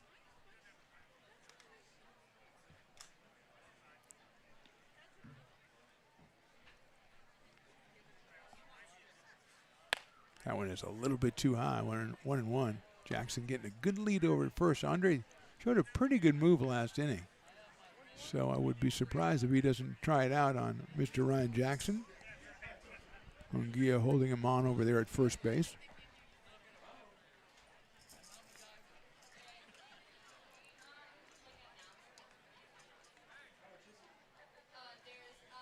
Euler hits it well to center field. Shane Maloney goes back in one of the only patches of the sun there is left and makes the catch. 340 feet away. It's a long out for Euler. His second out of the day that was just plastered. He hit one back in first inning to right field that it was on a line. So 2 outs, runner still at first base, and here's Jackson Henderson who reached on an air and singled. He scored twice. Out of Tuscaloosa, Alabama, coming off his second home run of the summer just a couple of days ago. Let's see if Jackson tries to get into scoring position. And there's the pickoff. The throw to second base is going to be offline. Did he get him? No, he did not. Jackson with a seal. He just went on the first move, and Munguia throws it to second base. Just a little offline, and Jackson will get credit for a stolen base. He was so far off, it actually was benefiting how far he was picked off at first base, as he just took off. Now Henderson the chance to drive him in.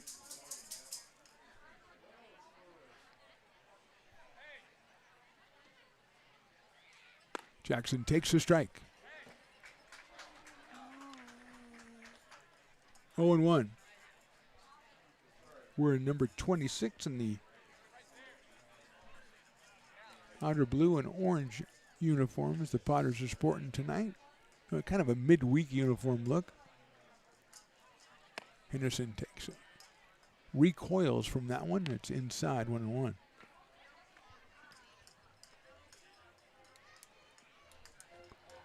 Brady Dobson, who had a 2-run triple his last time, is on deck.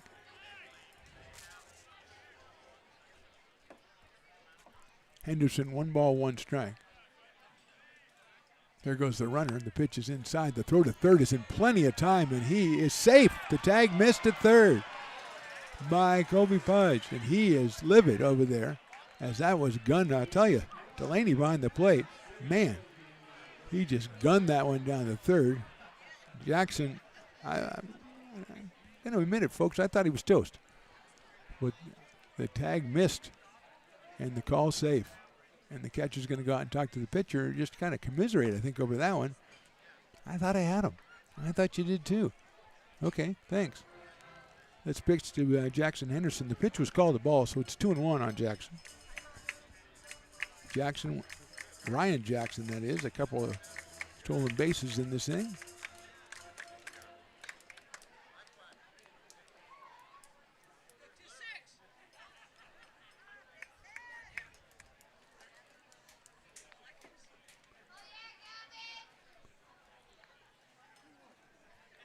Two balls, 1 strike on the big DH, Jackson Henderson. Takes in the dirt, and that's another nice block by the backstop. 3-1. Doesn't have any heights and weights listed for the Stonecutters. They had some big, I was noticing standing out for the national anthem, which once again was performed by Keena Carr. They got some big dudes on that team. Very large gentlemen. 3-1. Henderson swings and misses, and Jackson was thinking about the trees on that one. And, you know, I'm with him. Big deep breath by the Potters DH as he steps back in with a full count facing him. Blake Andre, the left-hander, on the mound for the South Placer Stonecutters, who I was informed have played one game. They played the Concord Zephyrs over the weekend. Don't have the results of that right now. Henderson takes outside, ball 4. Give him credit to Henderson after that big swing. You'd think he'd want to go after everything, but he laid off that one. And here's Dobson, who has struck out and hit a 2-run triple.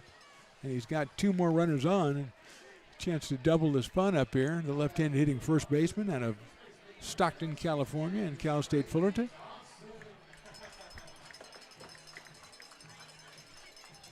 Stonecutters getting another hurler warmed up very quickly down there in the bullpen. Swing, and he did go for it, so it's 0-1. 0-1 on Brady Dobson. Comes in at 385. The great Jake Frederick hanging out outside for a ball. I don't know if he was an original Potter. He was, I think his first year was our first year.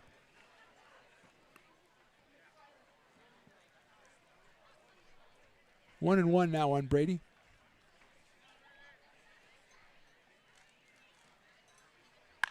Check swing down to third base. Scooped up by Budge across the diamond. He got him at first. So Potters don't score. We go to the fifth. They are on top, 7-0. Buy a personalized brick for you, your loved ones, or your business, and show everyone your commitment to Lincoln baseball. Framed and engraved by our own Lincoln High Ag program students, your brick will be featured on unique movable brick walls. Find your name in the stadium entrance for the 2024 and 2025 seasons. Then visit your brick in its permanent home inside the stadium. Bricks can be purchased here for $250. Get it now at friendsofmcbean.org. I'm Bill Spear, North Valley president of Five Star Bank. In a time when business can feel so uncertain, we're here for you every step of the way. I know they have a lot of bells and whistles within their bank, but just the relationship piece here locally on the business side is huge for us. 5 Star treats us like we're number one. They're right there with suggestions, with help. So I have to bank with people that have our mission in mind. We're Five Star Bank. How can we help you? Hi, Bill Evans, president of the Placer County Association of Realtors. We're in the store, our conference facilities, an amazing team helps keep together an amazing organization, and we thank them all. This organization can't do what it does and can't run the way it runs without the help of so many members volunteering their time. The success of the Placer County Association of Realtors is largely dependent on our active volunteer members to help our organization and industry. The work of our committees greatly impacts our ability to champion efforts across the board and giving back to the Placer County community wherever we can. Like all service organizations, I wanted to serve. And getting involved with the affiliate committee was the perfect way to do that. I love being able to serve my community with my business friends and other leaders and give back to those who are in need. Top of inning number 5, it'll be Shane Maloney for the Stonecutters, and he is the first batter in the Farmers' 5th inning, so it'll be half off Farmers if the Potters can manage to retire Shane Maloney, who struck out his first time up. He's followed by Gavin Munguia and Gavin Teets. He fouls one off. Shane Maloney, the hitter. He is the Farmers' batter. I just found out that Friday, as I said, Portuguese Heritage Night, but also Potter's Straw Hat Giveaway. So I don't know if it's the first 500 or until supplies last. I'm not sure of that, but I know the straw hats are not those. They're good. I got one last year. Check swing, it is down low for a ball. So that, I mean, it's Portuguese Heritage Night, so it's going to party anyway. But if you have a new straw hat, forget about it. You're partying on a Friday night with a new straw hat of the Portuguese Heritage Night, the Potters. It sounds like a Mad Lib, but it's not. It's a great night. Fouled off again by Shane Maloney, the center fielder. 1 ball and 2 strikes.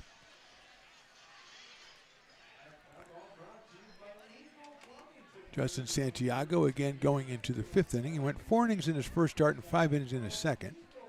And he is entering number 5 today. He has hit 2 and walked 1, but those are the only base runners that have reached in the first 4.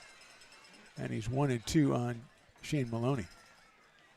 Check swing, did he go? No, he did not. 2-2.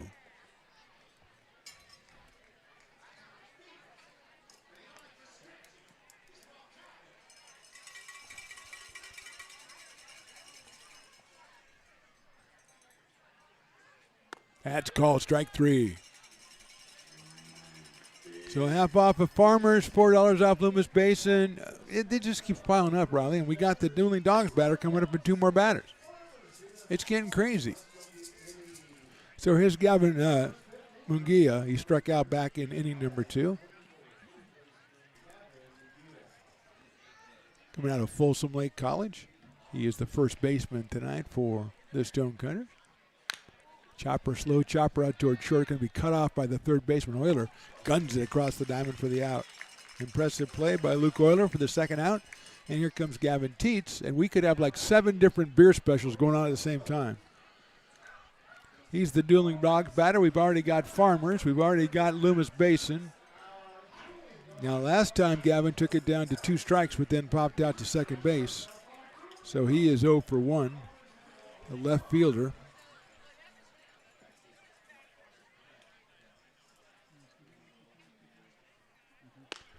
So Dylan Schmidt looks like is the Potter warming up in the pen. We'll be taking over in the inning number 6.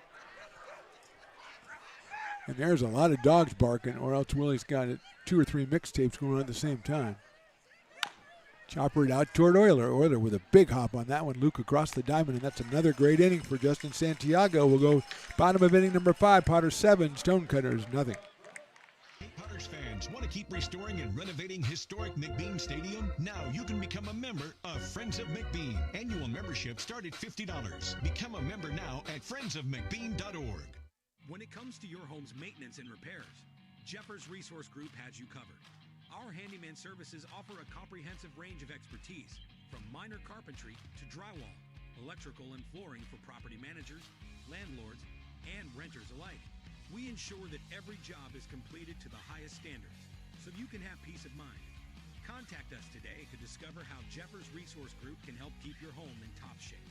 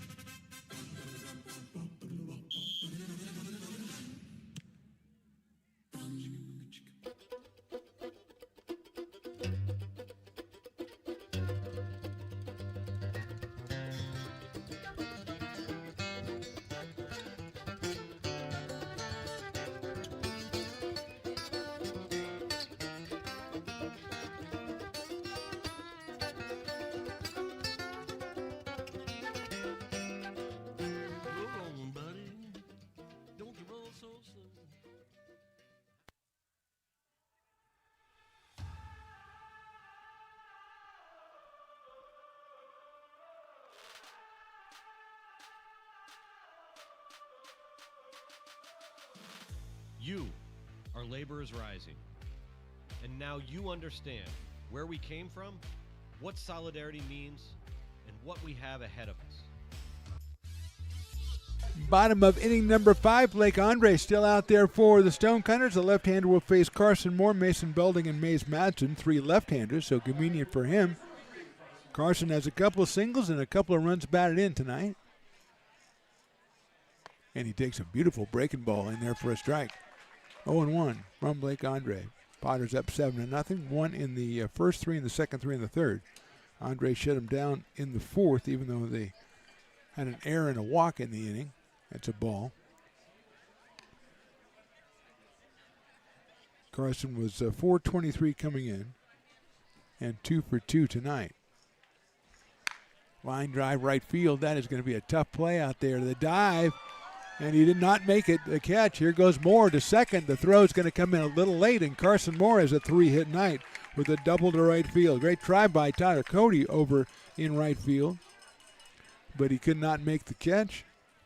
And Moore is in with a double, and actually good play to keep that a double because it goes all the way to the fence, and Carson's going to have himself a triple. So here is Mason Belding, who is an RBI double and a strikeout.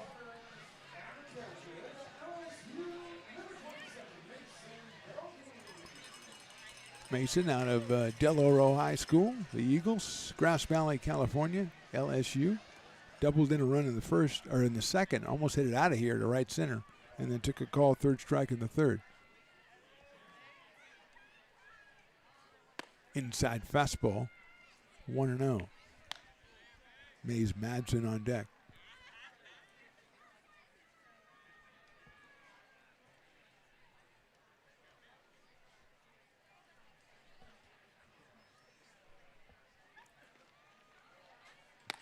Mason takes outside for a ball. Kind of think maybe after 4.5 innings, the rush on tacos is abated a little bit, Riley. So maybe you can sneak in there now.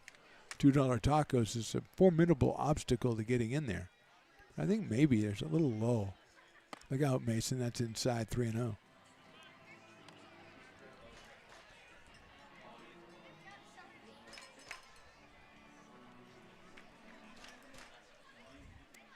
Just got delivered a Sharpie, an errant Sharpie from one of the fans, so I guess I'm a pretty popular guy. Line drive, that's a foul ball down the first base line. Belding all over that one on the 3-0 pitch. Got what he wanted, hit it foul, 3-1. Activity in the Potters pen. We said Dylan Schmidt warming up, but Santiago on the 5th inning didn't throw more than 7 or 8 pitches. If that. So he didn't take too much out of the arm there. We'll see if he comes back out for the 6th. I know, having met him once, I know he wants to. Belding takes call strike 2. Nice looking pitch, perfectly located. A little bit above the knees on the outside corner by Blake Andre. And run the count full at 3-2.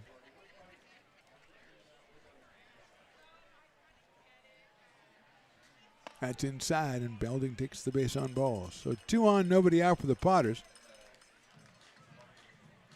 They got the first 2 runners on in the first. They got the first runner on in the second, and the first 2 runners in the third.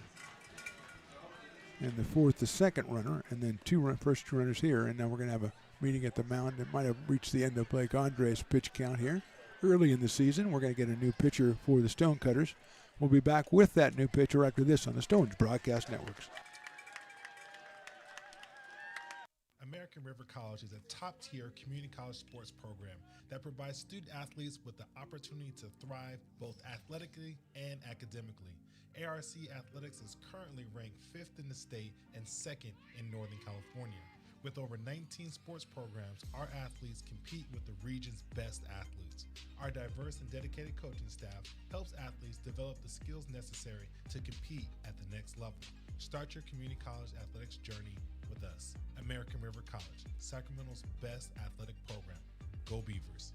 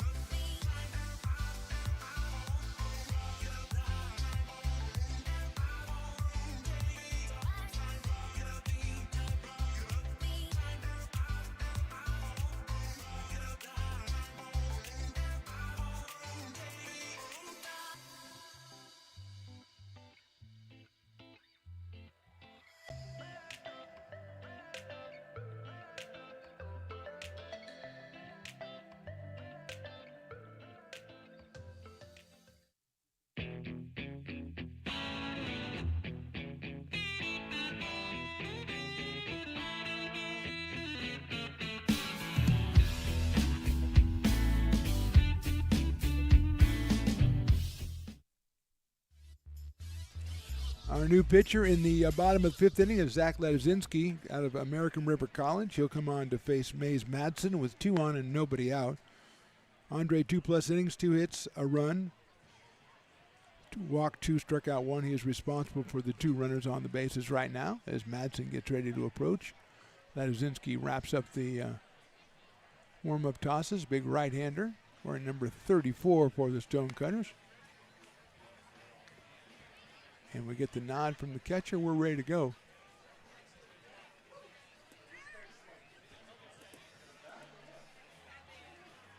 And we have a lot of conversation tonight. We should have a batter up there. Matt says, "Come on, let's go." Umpire waves him in. Mays, kind of strolls up to the plate.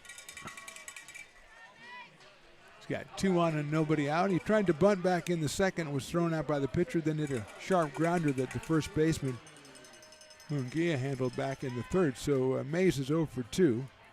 Got a pair of RBIs on the season, came in at 250 for your Potters. And he's up here with 2 on and nobody out. Pudge is even with the bag at third. First pitch looked pretty good, but it's a ball. At 86 miles an hour by the right-hander. Warner started, went 2+, and Andre, he has gone 2+. And now Ladizinski. Pirates have Santiago, who's gone all 5 innings. That is a strike. Right at 87 for Ladizinski. Warner was about 86 or so tops. Andre 82. And now Ladizinski comes in, hits 87 with his second pitch. And evens the count at 1-1. Jordy Lopez waits on deck. There goes the runners. The pitch is outside, and there's no throw for Delaney behind the plate. It's a double steal. And Mays Madsen now, a couple RBIs sitting out there for Mays. He could double his season total.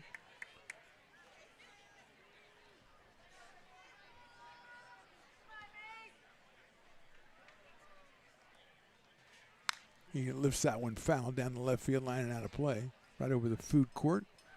Evens the count at 2 balls and 2 strikes. Jordy Lopez to the top of the order on deck. Potters on top 7-0.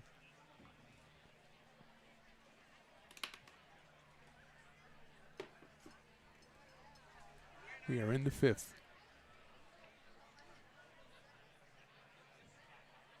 Sales outside. Full count on Mays Madsen, who comes to us from the far reaches of St. George, Utah, and Utah Tech University, the Trailblazers.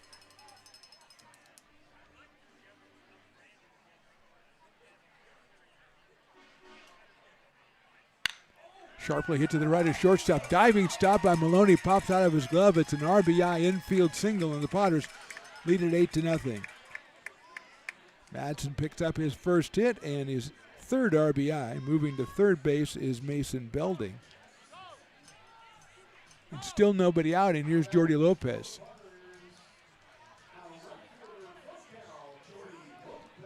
Lopez has walked, singled, and flied to center.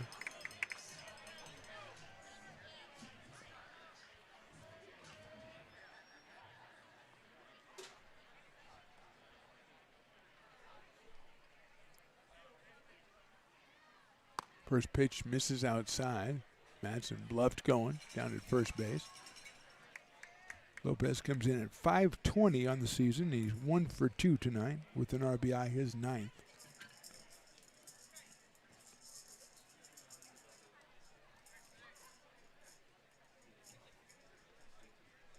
There goes Madsen. The pitch is slashed foul down the left field line. Third base coach had to do a little jump up in the air, so he got nutmeg down there. 1-1 on Jordy with Perrin Bland to follow. Good place to get a beer bar down the first base line. Seeing a lot of activity with all the specials going on. Still the 5th inning, so Farmers is still half off. You can still get a $2 taco or at Sabores de Mexico for Taco Tuesday.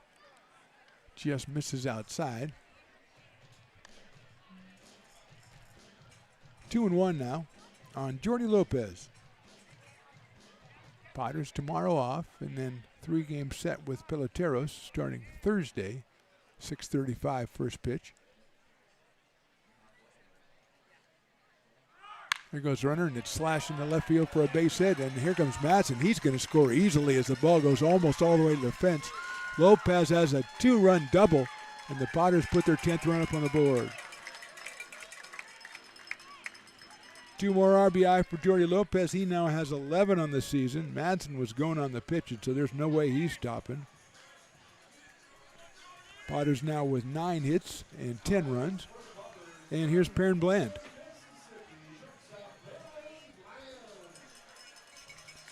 Perrin has singled, walked, and grounded to short on a great play by J.T. Maloney back in the 4th inning.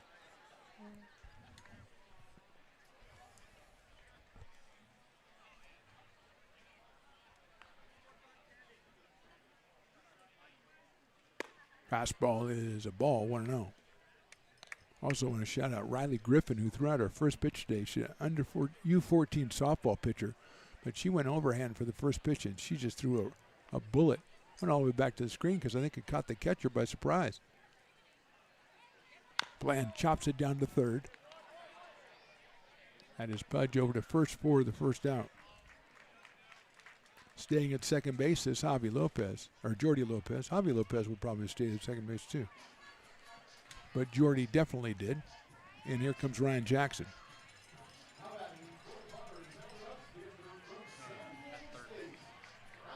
Looks like Luca Peterson has taken over at third base for Pudge.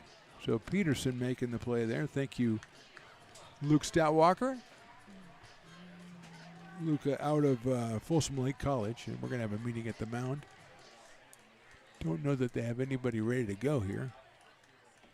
As Ladozinski came on 3 batters ago.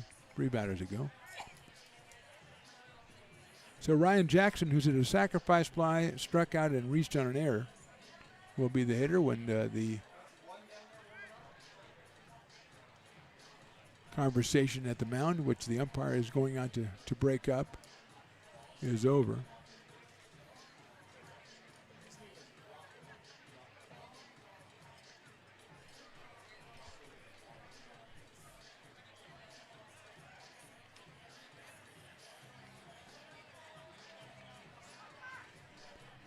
So we have concluded all the conversation. It's ready for some more baseball. Ryan Jackson came in at 400. His RBI in the first inning was his 8th of the summer. He's got a runner at second and 1 out here now in the 5th inning.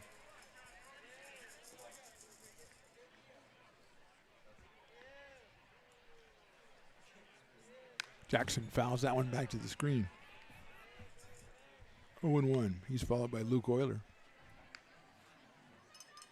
So Luca Peterson is in at third base for the Stonecutters, the South Placer Stonecutters, also a member of the Bay Area Collegiate League, along with the Concord Zephyrs, South Bay Storm, all the way to the backstop. Comes right back, but the throw not attempted by Delaney behind the plate, so the wild pitch will allow Lopez to go to third. And it's 1 ball and 1 strike now on Jackson. Stockton Pearls, also California Tigers, and the Chico Lone Wolves. So very familiar with the teams in the Bay Area Collegiate League.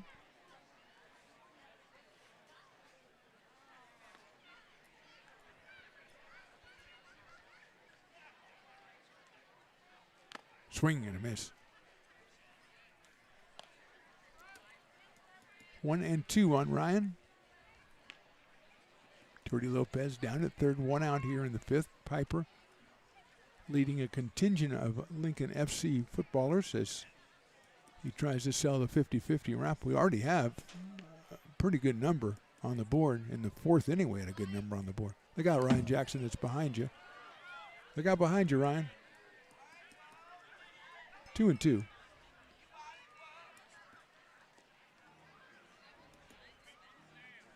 So Piper lending his sales expertise to the Lincoln FC, and I'm sure that is resulting in huge financial gains for them.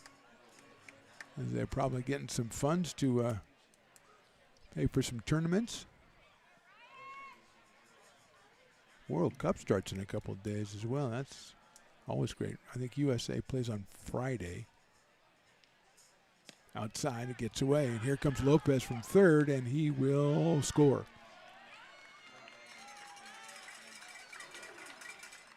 4th run of the inning for the Potters. They lead it now 11-0. Jackson, a 3-ball, 2-strike count.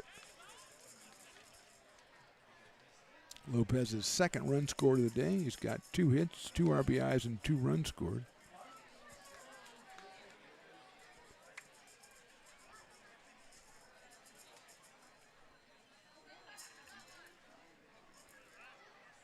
Swings and misses on a fastball inside. So Jackson is the 2nd out of the inning, and that will bring up Luke Euler. Luke has had some tough luck today. He's walked and scored. That was in the 3rd. He had a line drive to right field in the 1st, right at Tyler Cody, and he made the catch. And then he hit a deep, deep fly in the 4th to Shane Maloney, who made the catch in deep right center field. So Luke has made some great contact, hasn't had much to show for it. The third baseman came in at 357.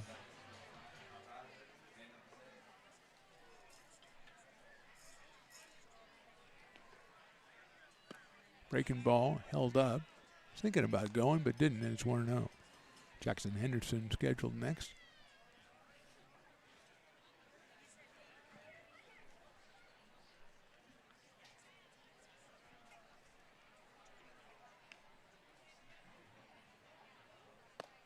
That one is low, so 2-0.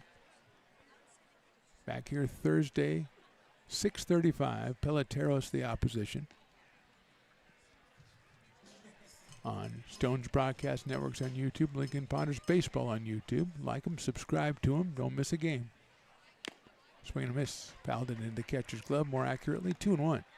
We are happy you're with us, and we are very encouraged by the amount of views we've had so far in the young season. As I said, a third of the way through the home season today. Potters yet to take a road trip. Their first road game isn't until the 23rd when they go up to Healdsburg. 2-1 sails outside, 3-1. Then they take on the Mudcats the next day, come back for a couple, and go up to Humboldt for a 2-game set at the end of the month. So they're home for, let's see, 1, 2, 3, 4, 5, 6, 7, 8 more games before they get out on the road. And this is a nice place. Well, you want to be home, but I mean, look at the crowd out here. It's a great night, perfect weather. 3-2 pitch. Hit sharply out at the second on a hop. Miyama gets it and throws it to first base. And Euler is retired, but the Potters score 4 times. In the 5th, we go to the 6th. They're ahead 10-0. Hey, baseball fans, you may have noticed our scoreboard goes out from time to time. You can help us get a new one. Give $20 and get a chance at winning 2 tickets to some of the region's biggest events, like the Outlaw Festival with Willie Nelson, Bob Dylan, and John Mellencamp, a Sacramento Kings game, or Ringling Brothers Circus. All proceeds benefit the Big Swing Capital Campaign. You can buy now at friendsofmcbean.org. Hey everyone, this is Alex with the Downtown Lincoln Association. We're super excited to kick off Lincoln Loves Local, a new campaign designed to spotlight amazing businesses that make Lincoln so unique. We partnered with Dalila from UN Social Agency to create short, high-quality videos that help boost your visibility and reach right here in the Lincoln community. Each video will be shared on DLA's social media and newsletter, making it easy for locals to discover and support your business. So let's celebrate what makes Lincoln special together. Lincoln provides all the charm of a small town, yet still provides access to excellent local medical care. At Lincoln Urgent Care, you can find expert services and a compassionate staff available 7 days a week. Our friendly front desk staff will welcome you when you come into our brand new facility. Your wait time will be minimal at our walk-in clinic, unlike the emergency room. From broken bones and lacerations to allergies, flu shots, and illnesses, we treat a variety of urgent medical conditions. What sets us apart is not just our central location in Lincoln, but the convenience of our extended hours, including weekends. We've become Lincoln's first choice for urgent care because we treat patients of all ages for a variety of conditions and take most insurances. We're proud to be an approved provider for veterans and welcome in our military patients. From our family to yours, we're here when you need us.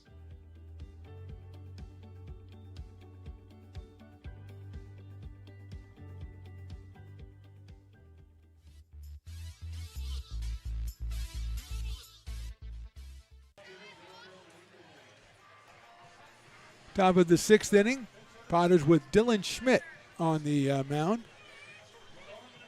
Looks like Ramon Castellanos will be the first hitter.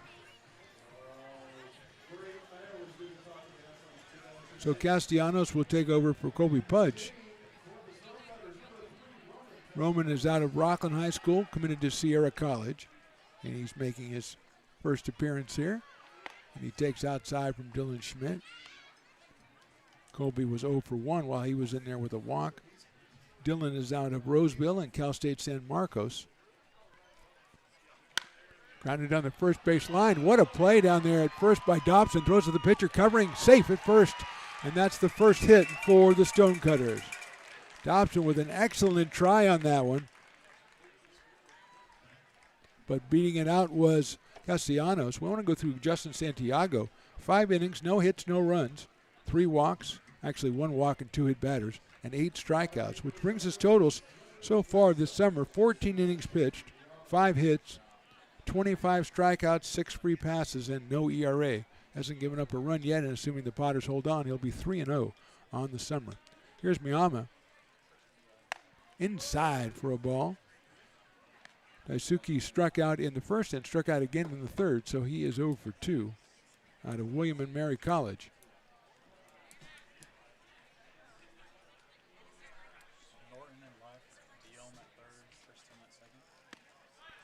That is a strike. Looks like Jackson Norton has taken over in left field. Aiden Diome at third base and Tristan Russell at second base. Thank you, Luke Statwalker, for all the info. Miyama with a 1-ball, 1-strike count. And that is strike 2 call. JT Maloney to follow for the Stonecutters, who've got their first hit from pinch hitter Roman Castellanos.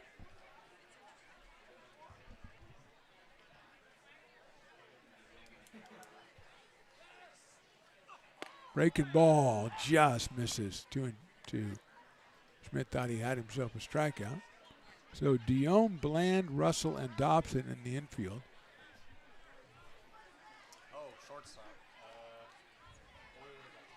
So they move Luke Euler over to short, and Bland is out.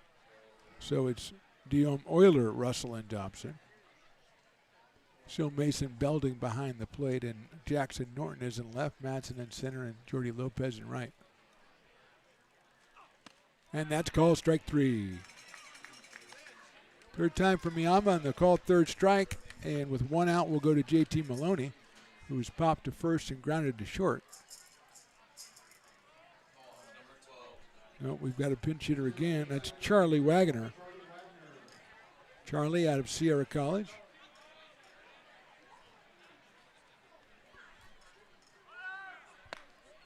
There goes the runner, and he is safe at second base. Stolen base by Castellanos. Puts himself in scoring position. The pitch was called the ball, I believe. So Charlie Wagner, Sierra College product, hits it slowly out to second base. Tristan Russell is going to gun it to first for the out. Moving to third is Castellanos. But now 2 outs here in the 6th. Then they'll bring up, we think, Tyler Cody. But the way things are going, we have no idea. Yes, it is Tyler Cody. We're in number 23. He has struck out and been hit by a pitch. Left-handed hitting right fielder. He comes to us from Sooners River College. And he chops one up in the air. Pitcher's going to call for it. Schmidt, nobody picks it up, and he's safe at first base, and that's the first run for the Stonecutters. It looked like Schmidt was coming out, but then it just didn't bounce far enough out there, and Tyler Cody has himself, I'm going to say, a 15-foot RBI single. And the run on the board for the Stonecutters, and it brings up Peyton Dupree, the DH. Oh, Grant Munoz will hit for Dupree. He will foul it off. So Munoz is on in the designated hitter spot. Dupree was 0 for 1, was hit by a pitch.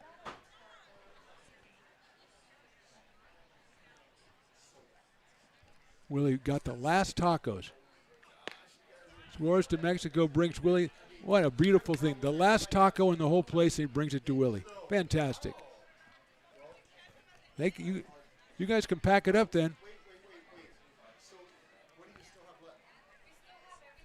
So Munoz takes outside, gets away, and down to second base will go Cody. So they're out of tacos. They have other stuff. I'm not saying they don't have other stuff, but they made sure Willie got his. That's well done, Willie. That's just, they're taking it. Oh, that's Oh, jeez. Do they love them some Willie Preston or what? Sold out of tacos. Oh, it was $2 tacos, Willie. Hit high in the air, right center field.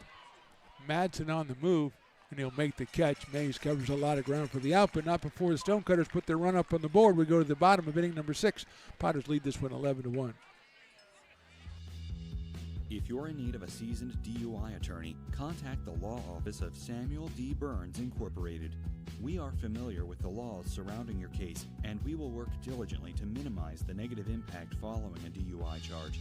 With a proven track record, Sam Burns works on your behalf to provide a positive outcome. He's been able to save his clients' driver's licenses and negotiate more favorable terms. Visit our website.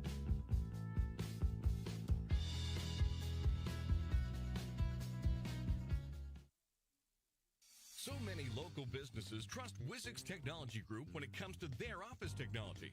Wizix is a full-service, locally owned company with exceptional service, supplies, and support, which guarantees quick delivery and response times. Copiers, printers, scanners, business phone systems, EV charging, document management, and more. Join the ever-growing list of local businesses and win with Wizix, the largest independent provider in the Valley. Wizix, office technology made easy.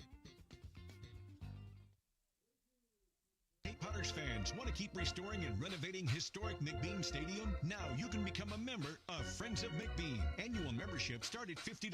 Become a member now at friendsofmcbean.org. This job is the Esplanade Turkey Creek phases 4 and 5. Our scope of work for this project is full scope, so we've got all the underground, all the joint trench, and all the top side included with it. We're putting in sewer pipe, manholes. We're not doing services yet. We go through and do all the main line, and then we come back and do all the services after that. I would say this project right here, the one we're working on, is probably about a 2-month project. It's very costly to the developer, so beating the schedule is very important, more important than most projects. It's got a lot of groundwater, so we've got an extensive groundwater pump system in place. It's just cool to be a part of the built environment and know that for the next 100 years that people are going to use and enjoy what we've created here today.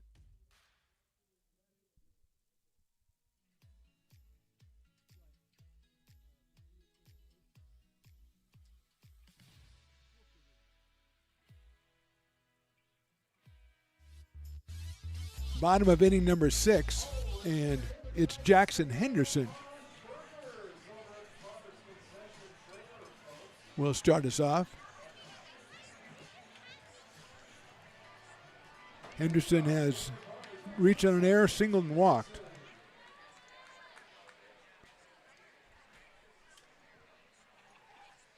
That one is hit out to right field and hit pretty well, going back in right field, and it is gone.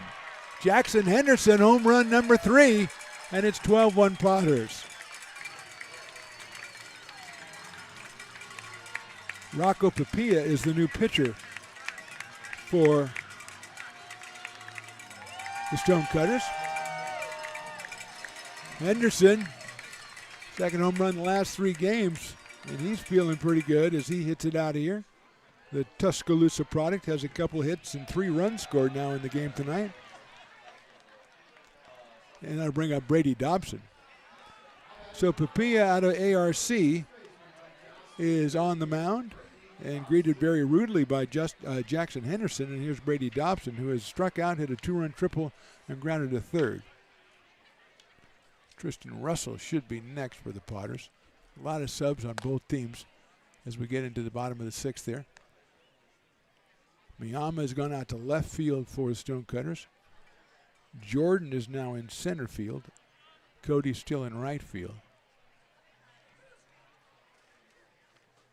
That one is outside. Luca Peterson at third. Now Wagner is at short. Castellanos is at second. Munguia, we think, is still at first. And I think there's probably a new catcher as well. That is a strike on the inside corner. Tough to tell. The great Bill is here from Fat Cat. He's a mogul now. He's not even, the hot dog mogul is here. Swing and a miss on Dobson, 2-2.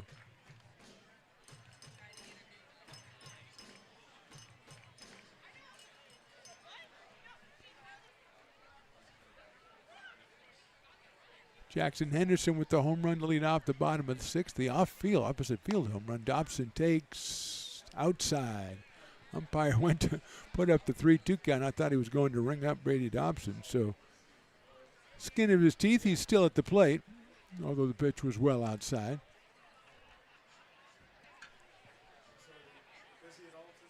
Fouls that one off. Back to the screen.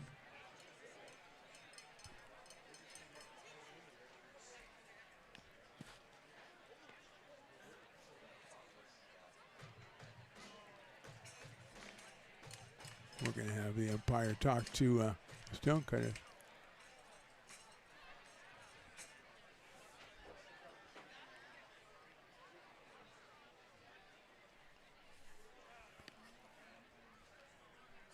I think we have a new catcher in there, but I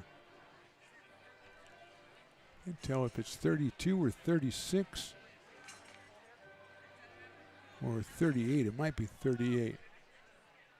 George Tchaikovsky. Grounded down the first base line. That is a foul ball and handled very well by the first base coach. So we're going to go with Tchaikovsky behind the plate.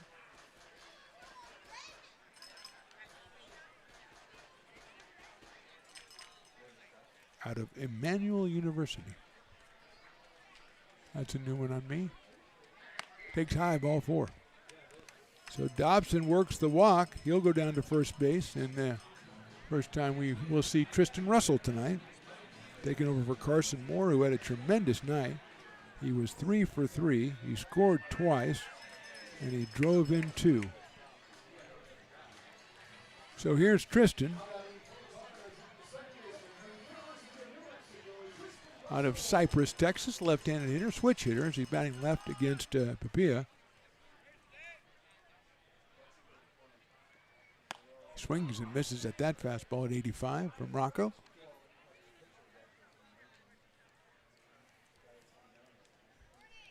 Oh, and 1. Mason Belding scheduled next. Potter's catcher. Russell takes that one, looks it all the way in. It's outside for a ball, 1-1. Day off tomorrow, then a 3-game series against Peloteros, including Portuguese Heritage Night on Friday and Fireworks and Superhero Night on Saturday. Saturday, a 6:05 first pitch. To accommodate those fireworks, fouled out of play by Tristan Russell. And if it's the way the first 12 games have gone, we're going to have some great crowds out here this weekend, getting ready for PEL play starting on the 16th. I know it'll be a weird midweek series, Tuesday, Wednesday, and Thursday, but you should make plans to get out here at least one night. That's going to be high caliber baseball in McBean. Russell takes down low.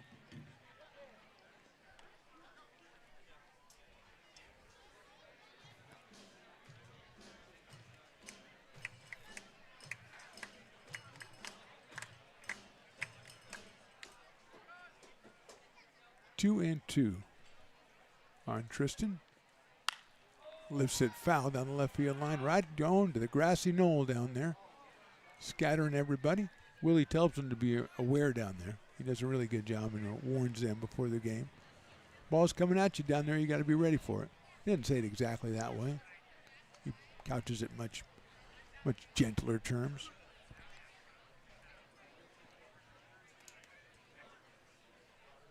No out still here in the 6th inning.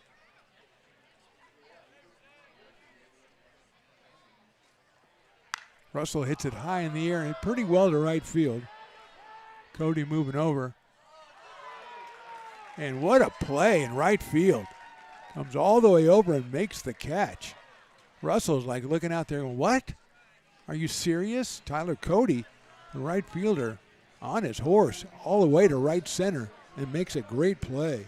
A couple of great plays made tonight by the Stonecutters. And that one results in Russell being 0 for 1 so far. He and Luke Euler can commiserate. They've lost about 3 hits between them because of the defense. Here's Belding. Fouls it back.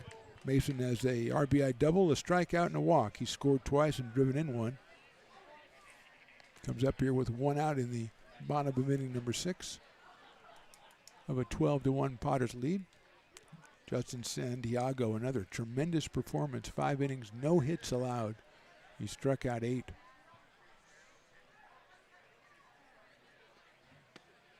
That is low to Belding for a ball, 1-1. Mays Madsen is next for the Potters, hitting in the number 9 spot. Jackson Henderson led off the 6th with a home run to the opposite field. His third, team leading third, and that one's outside. Tuscaloosa having some parties tonight as that's the Henderson home run party. They always have one. They have a special celebration in Tuscaloosa for Jackson when he hits a home run.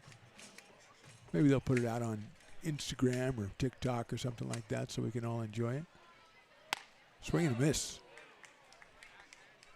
2-2 on Mason Belding, and he'll take a step outside the box and think about that one for a while.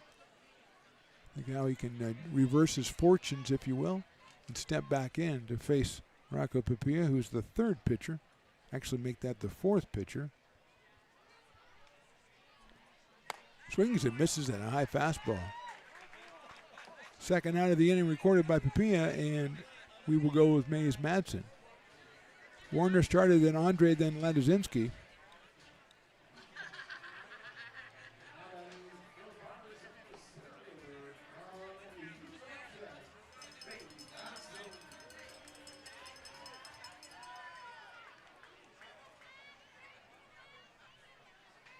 Madsen takes outside for a ball.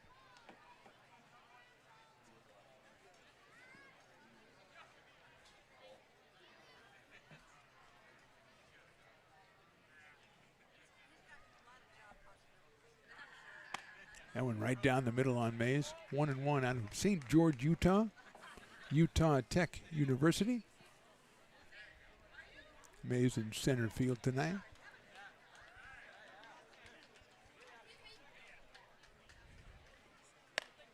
Check swing, and it's in there for another strike. 84 from Rocco. Another guy over at ARC with our buddy Coach Jay.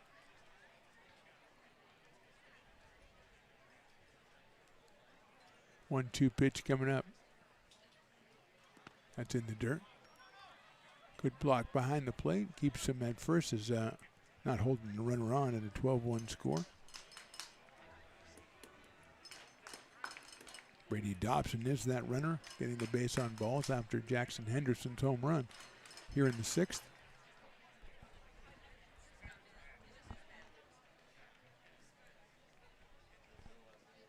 That one sails high.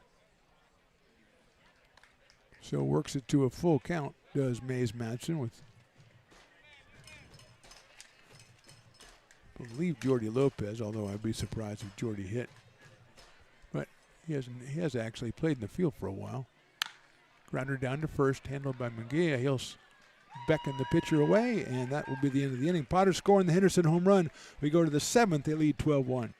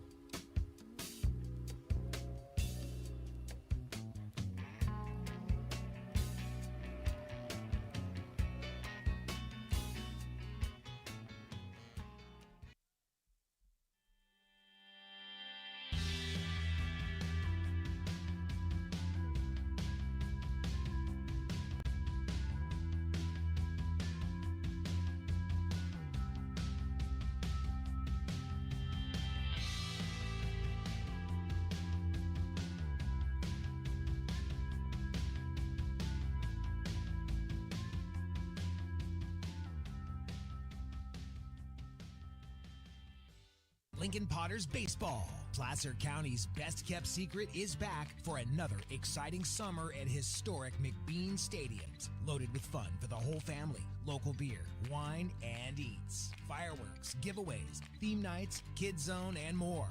Come join in the fun and enjoy small town baseball with Major League Entertainment.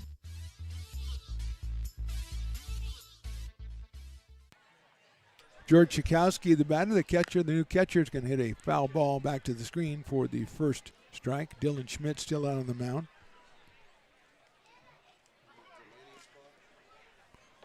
He'll be followed by Jordan and then Munguia. Look out, that one is inside.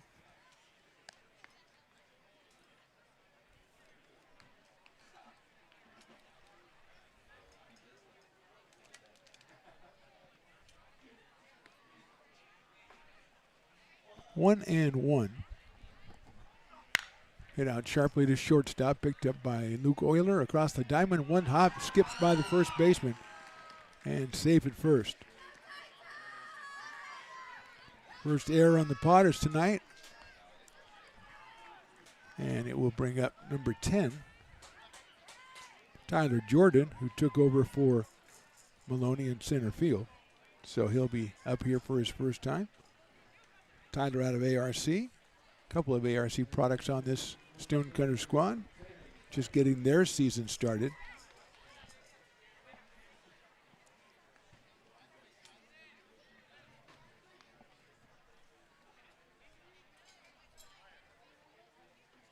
That is inside. Turns away from the breaking ball from Schmidt out of Cal State San Marcos and Roseville, California.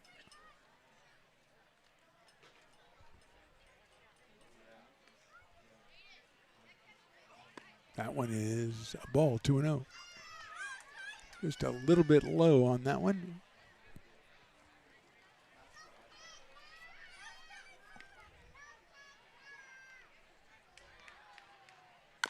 That's chopped at the plate right off the batter, so it will be a foul ball, and he'll walk that one off. Got some fans in the front row. Come on, Tyler, you got this. We're going to allow that in the McBean Stadium. I know this is Potterville, but we got some very local guys on the Stonecutter. South Placer, come on. You got to give them a little bit of leeway. Not like it's the Prune Packers, in which we would not allow that at all. Are you kidding me?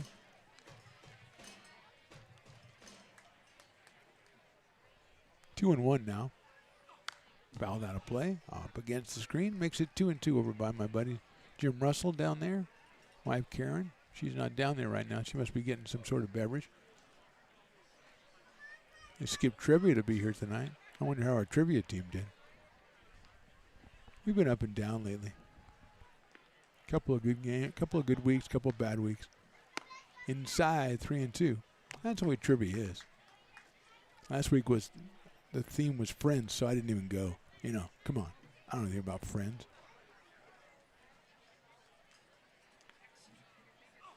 Foul back to the screen. I mean Friends, the TV show. Not, I don't know anything about having friends. I mean the TV show, Riley.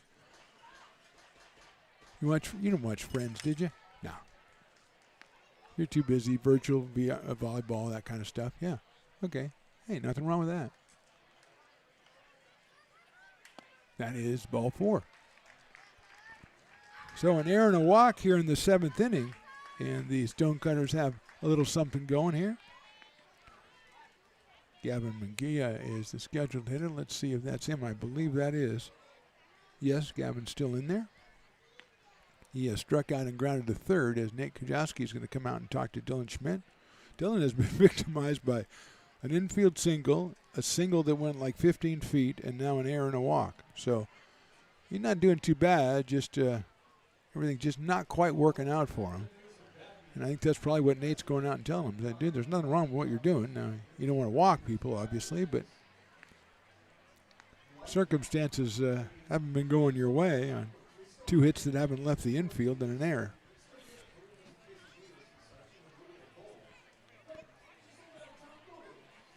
So Munguia, who's out of Folsom Lake College, is up here with nobody out and 2 on. And Schmidt's fastball at 81 is outside. Coming in from that submarine-like delivery. That one ends up high and outside. That is down low, 2-0.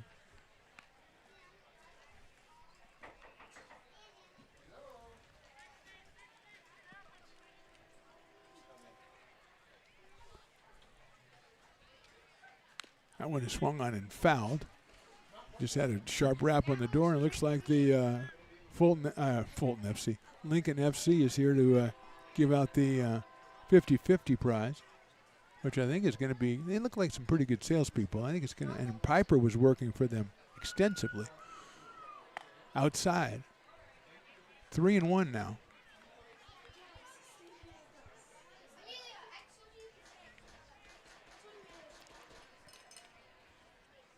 Kowski is at second. Over at first is Jordan. That one is ball 4. We have a bases loaded, no out situation.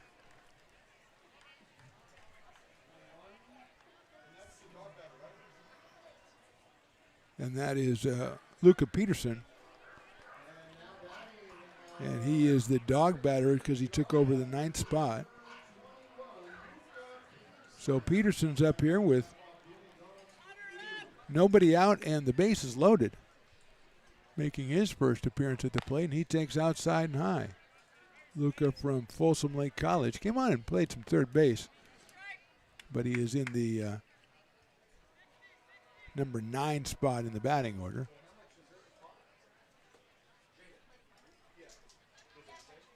Hit to third. To second for 1. They're going to go to first and pull the double play.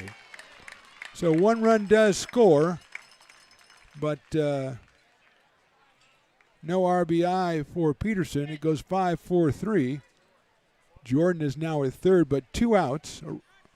A run in, it is 12-2. And Roman Castellanos should be the hitter, and he is.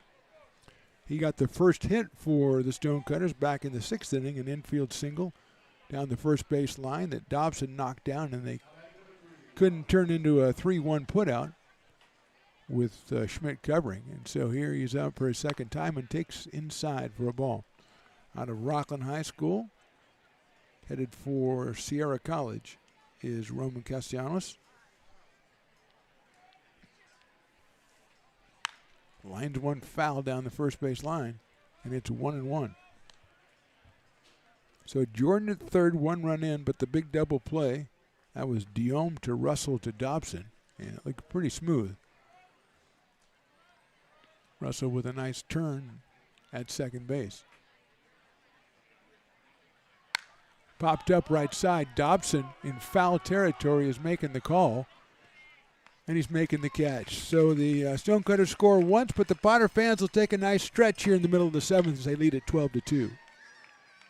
Buy a personalized brick for you, your loved ones, or your business, and show everyone your commitment to Lincoln baseball. Framed and engraved by our own Lincoln High Ag program students, your brick will be featured on unique movable brick walls. Find your name in the stadium entrance for the 2024 and 2025 seasons. Then visit your brick in its permanent home inside the stadium. Bricks can be purchased here for $250. Get it now at friendsofmcbean.org.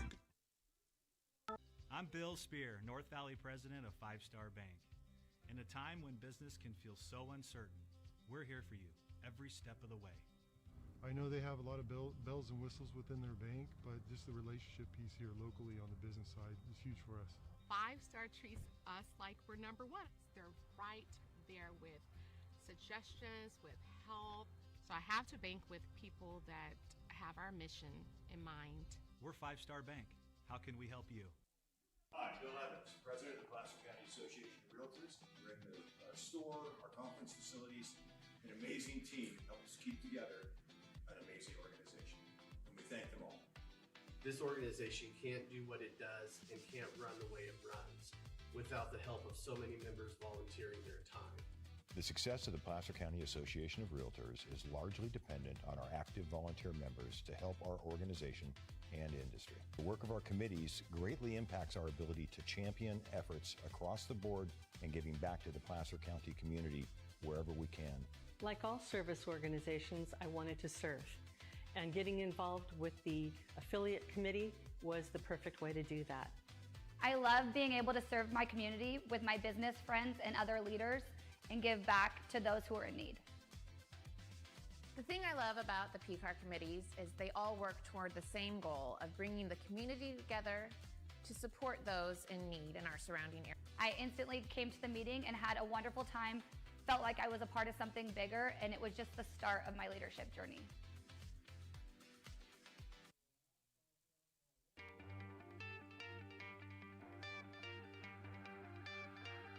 Gooseport Public House. We have sports on 10 big screen TVs, 23 beer taps with classics and crafts, a full bar with creative craft mixed drinks, live music, and most importantly, great fresh food. In downtown Roseville off Vernon Street, only 15 minutes from the ballpark. See ya at Gooseport.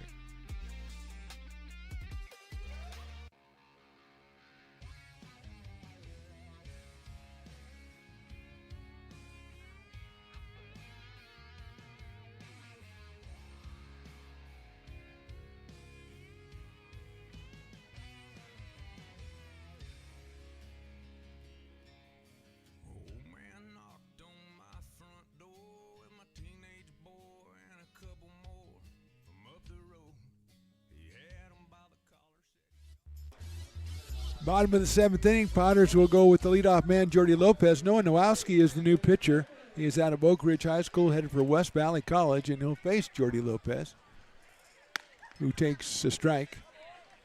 Jordy has walked, singled, and flied to center and doubled. He has 3 RBIs. He has scored 2 runs.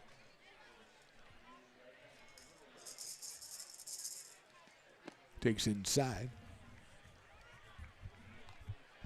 Came in at 520, and he is 2 for 3 today, and now 11 runs batted in on the season.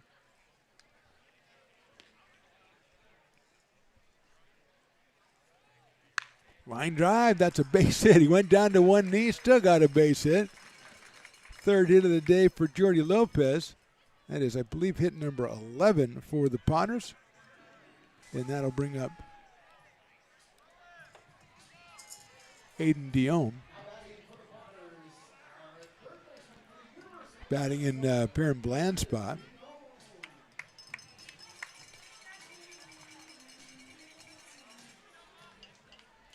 So Diome, who has a couple of home runs on the season as well, is up here with a runner at first base and nobody out, and he takes the ball. Jackson Norton should be next for the Potters, make his debut tonight.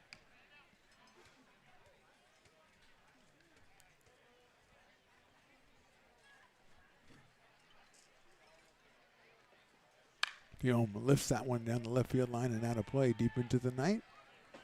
Reminder, if you're local, tomorrow no game here, but a couple of 100 yards east is Willie Preston in the bingo game. What time does the bingo start, Willie? He doesn't want to tell me. 5 o'clock for the doors, 6:30 for the bingo, and Willie does the raffle. He doesn't get to do the bingo. That's a very specialized skill. Oh, there's a barbecue too? Oh, chicken. Okay. Yeah. But you're not doing the bingo. You're doing the raffle. Oh, you're not doing the barbecue or the bingo. So you're not doing anything. Why am I even talking about this? Swing and a miss by Diome. Off-speed pitch 1 and 2. Sounds like a lot of fun. And then we're back here Thursday. I know that will be a lot of fun, the first of a 3-game set against Peloteros. I think Peloteros had a little chip on their shoulder after the 3 games last weekend, so it should be pretty interesting. Diome takes the ball, 2 and 2.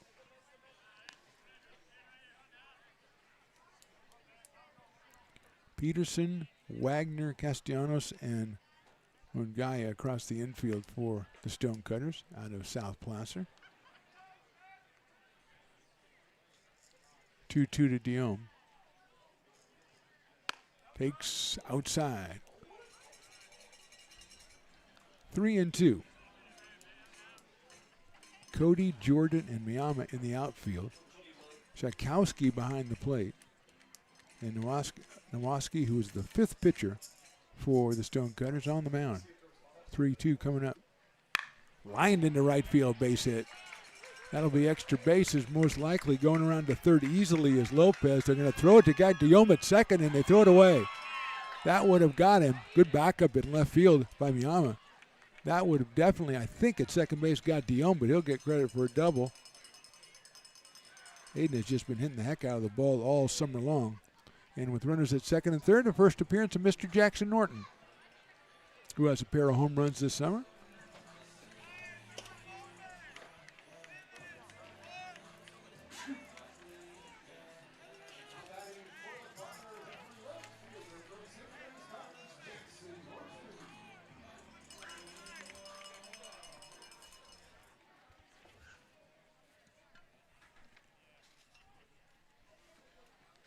Swings and misses a breaking ball. Jackson hit about 260 with a couple of home runs for the Potters. Hasn't seen a lot. I think he first started like 3 games ago, so maybe got a bat or 2 over the last 3 games. Lays off that one. Nicely done. 1-1. Still nobody out here in the 7th. There's a Lopez single and a Guillaume double. Has put runners at second and third.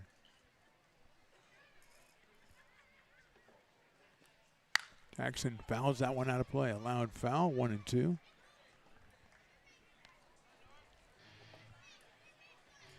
Luke Euler to follow.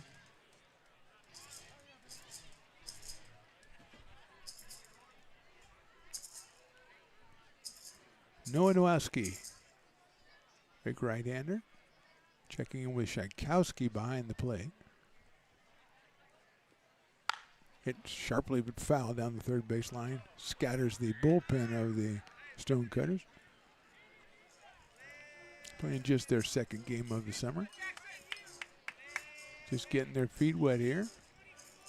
Potters are bringing out the bats tonight with 12 hits now through 6+ innings, including a home run from Jackson Henderson and a couple. Mason Belding almost had a home run. Tristan Russell almost had a home run. Jackson hits it high into right center field. Coming over is Cody, and it's in front of him for a base hit. He's going to throw all the way to the plate. It's cut off. It's a single for Norton, an RBI single. Scoring is Lopez. Guillaume makes it to third. Perfectly placed by Jackson Norton. And the Potters put run number 13 up on the board and still have runners at first and third with nobody out, and Luke Euler coming to the plate.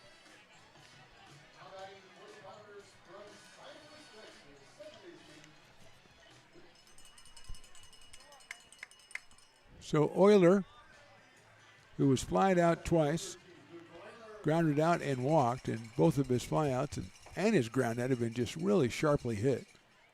And that one is outside. So he's been all over it.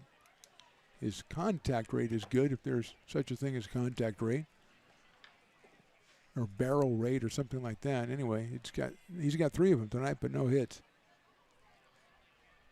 Throw over to first base. Dug out over there by Munguia. That was a good play by Gavin. That could have gone down the first base line. Jackson Henderson in the on-deck circle. It's been a long time since someone's hit 2 home runs in one game, I think, for the Potters. That's a chopper to first base. That is a foul ball. Good hustle over there by Jackson Norton, sliding into second. Would have been a close play, but it's a foul ball. Euler came in at 357 with 4 runs batted in. Has a chance to improve on that number with the Aiden Guillaume down at third.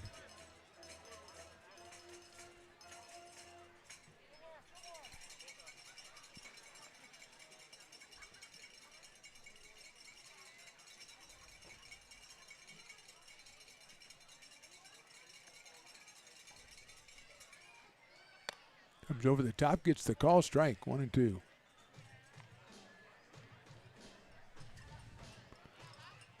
Stonecutters have a left-hander working. Potters, I don't think, have anybody seriously throwing down there. Dylan Schmidt has gone 2 innings after Justin Santiago went the first 5. 1-2, swung on and missed. First out of the inning is a strikeout of Luke Euler, and here comes Jackson Henderson, who has reached on an error, singled, walked, and hit a home run. He has scored 3 times and has an RBI.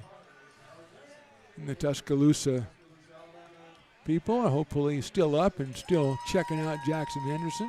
It's a little bit late in Tuscaloosa, but, you know, they say nothing good happens after midnight, but, I mean, maybe Jackson puts a charge in another one here. He takes inside, 1-0. Jackson Norton at first. Over at third, Aiden Diome. Both making their first appearance of the game with the base hits. Jordy Lopez started the inning off with a single, his 3rd hit of the game. Henderson hits it. I don't know if he got all of it, though. And left fielder handles it. Mayama. Throw will come to home plate. Will be cut off. It's a sacrifice fly. Second run of the inning scores. Henderson gets his 2nd RBI of the game. And with 2 outs and staying at first, of course, Jackson Norton. It'll be Brady Dobson. And that was a swing that looked like a home run swing by Henderson, but he just cut it out toward a little bit too far toward the end of the bat and didn't get the power on it. Still a good night for Jackson as he's picked up, scored twice, had 2 hits and driven in 2. Dobson, who has a 2-run triple to his credit, comes up here 1 for 3. And takes outside with a fastball from Nowaski. Tristan Russell to follow Brady here in the bottom of the 7th, so 2 runs in for the Potters.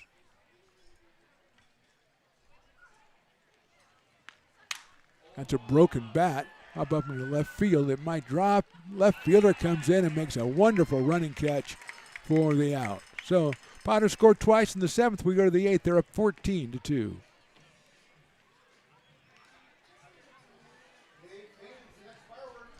Potters fans want to keep restoring and renovating historic McBean Stadium? Now you can become a member of Friends of McBean. Annual membership start at $50. Become a member now at friendsofmcbean.org. When it comes to your home's maintenance and repairs, Jeffers Resource Group has you covered. Our handyman services offer a comprehensive range of expertise, from minor carpentry to drywall, electrical and flooring for property managers, landlords, and renters alike. We ensure that every job is completed to the highest standards, so you can have peace of mind. Contact us today to discover how Jeffers Resource Group can help keep your home in top shape.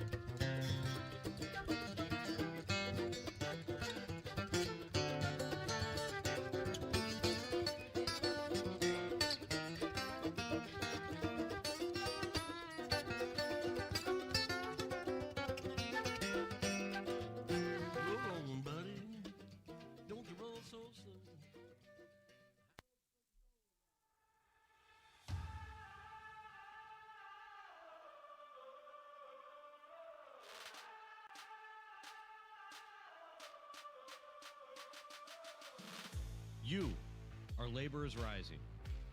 And now you understand where we came from, what solidarity means, and what we have ahead of us. No one's going to defend us but us. No one's going to help construction workers except us. And I can't wait to see you out there.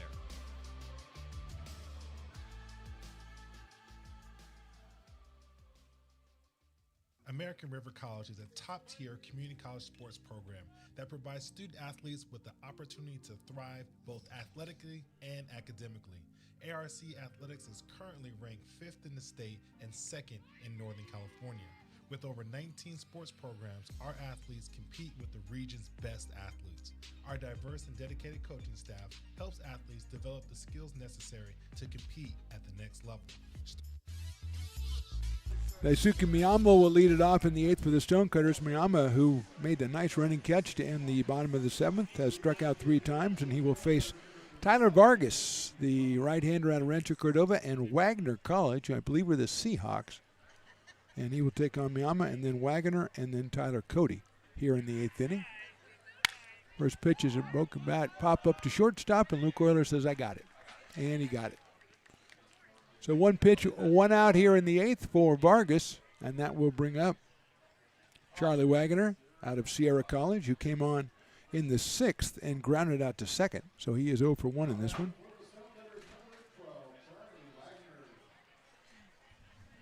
And Tyler Cody is on deck. He has a pretty nice catch in this game as well, out in right field. Riley, the engineer, got himself a late inning piece of pizza, and he's one happy camper right now. What kind? Just cheese, but you enjoy the cheese pizza. Yeah, okay. I don't care for it myself, but you enjoy the cheese pizza. And if you're kind of winding down at the end of the night, it makes more sense just to go with the plain cheese. Vargas' pitch is grounded out to Euler at shortstop. Across the diamond for the 2nd out.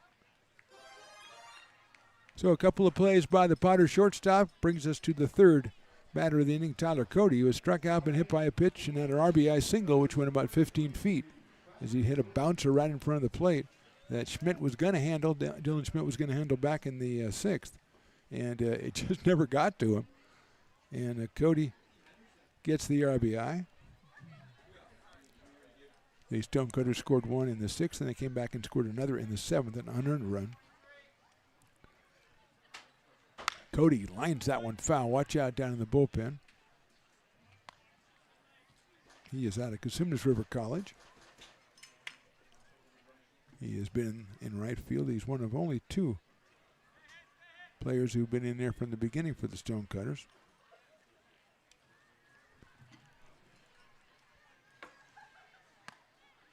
Brushes him off a little bit. 1 ball and 1 strike.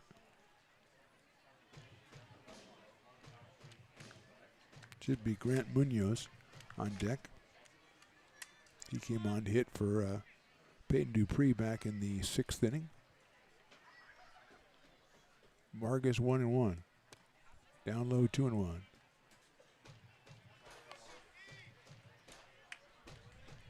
Santiago went 5 innings, no hits, no runs, 3 walks, and 8 strikeouts. Schmidt 2 innings, 2 hits, 2 runs, only 1 earned, 2 walks and a strikeout. And again, the 2 hits on him didn't leave the infield. That is high for a ball. And the runner who scored in the 7th, his 2nd inning, reached on an error. He did have a couple of walks, but then the Potters pulled off the 5-4-3 double play, scoring the run. And basically taking the air out of the inning right there. Vargas misses. Oh, no, he gets the inside corner, much to the surprise of Tyler Cody. And that'll make it 3 balls and 2 strikes. A lot of that this year, Riley, where the batter flings the bat, the bat is in the air, and the umpire calls the strike. I don't know if the umpire waits for that or if the bat just gets flung a little too early. I don't know. I think it's 50-50. If I was an umpire, I would wait and see if they throw the bat. But that's really mean-spirited. That is call strike 3. Vargas, a big inning of 1-2-3. We go to the bottom of the 8th. Potters 14, Stonecutters 2.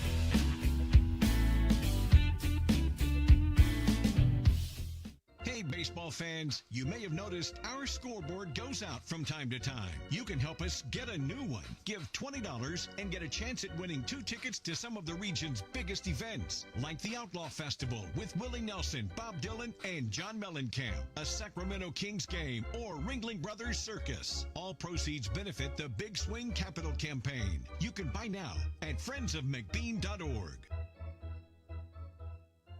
Hey everyone, this is Alex with the Downtown Lincoln Association. We're super excited to kick off Lincoln Loves Local, a new campaign designed to spotlight amazing businesses that make Lincoln so unique. We partnered with Dalila from UN Social Agency to create short, high-quality videos that help boost your visibility and reach right here in the Lincoln community. Each video will be shared on DLA's social media and newsletter, making it easy for locals to discover and support your business. So let's celebrate what makes Lincoln special together. We are in the bottom of inning number 8 from McBean Stadium. I'm Mark the Phantom Low. That's Riley the engineer. Tristan Russell will be our first hitter off Noah Nowowski. Russell will be followed by Mason Belding and Mays Madsen here in the bottom of the 8th. Russell has only been up once, and he hit what some of us thought was going to be a home run, but Tyler Cody made an outstanding catch in right field. Hey, he made it in right center, but that's part of what made it outstanding is you don't usually see a right fielder go that far into right center, and right in front of the fence makes the catch. So Russell, a hard luck 0 for 1, and takes that one outside. Warner started, then Andre, Laduzinski, Papilla, and now Nowowski for the Stonecutter out of South Placer. 2-0. That one's hit high in the air and well to right field. Cody goes back on this one, and he won't have a chance at that one. Tristan Russell has left the yard, a home run. So he's not long for him getting 2 home runs in this game. But he'll enjoy that one as they'll make it 15-2 Potters. And the crowd, who's a lot of the crowd is still here, and they enjoy a home run. The crowd enjoys a home run. We've had one tonight from Russell. We've had one from Jackson Henderson. And now we'll have Mason Belding come to the plate. And he almost had one earlier in the game, not his last time, but back in the second inning when he had a double. And I think we're going to have a pinch hitter. I don't think that is Mason Belding. That is an imposter. That's Dante Ruggiero, who was on another team a couple of days ago, and now he's a Potter. He's out of Sierra College, and Dante is in here batting for Mason Belding. Swings and misses. Belding was 1 for 3, scored 2 runs and drove in a run. So Ruggiero up here with nobody out in the 8th. And he takes the ball.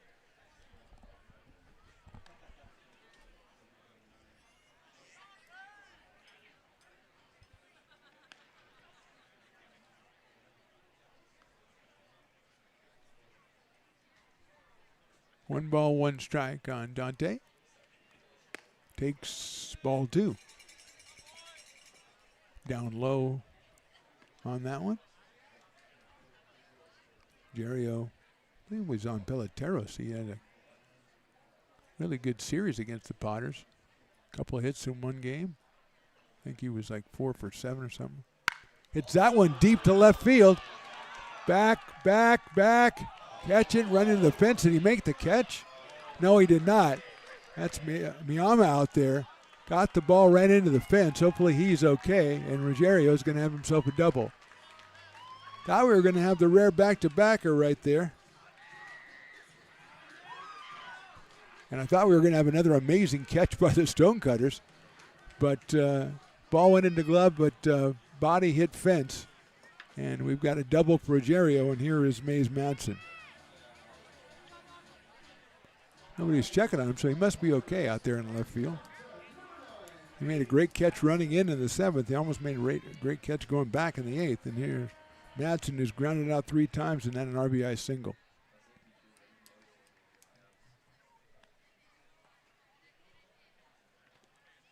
Takes a strike. One of those groundouts was actually an attempted bunt back in the second inning. They bunted a little bit too hard and got back to the pitcher, Noah Warner, at that time, and he was thrown out at first. Then a couple of groundouts to the first baseman.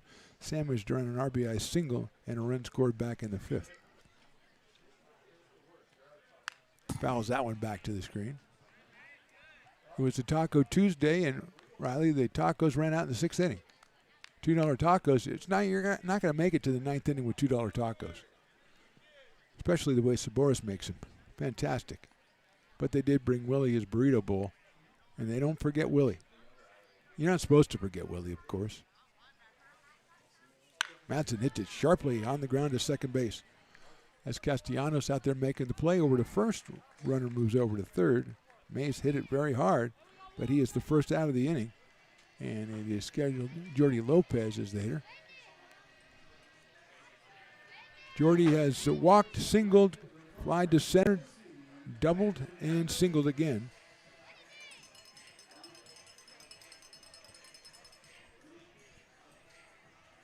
He's up here with Ruggiero down at third base and 1 out in the 8th.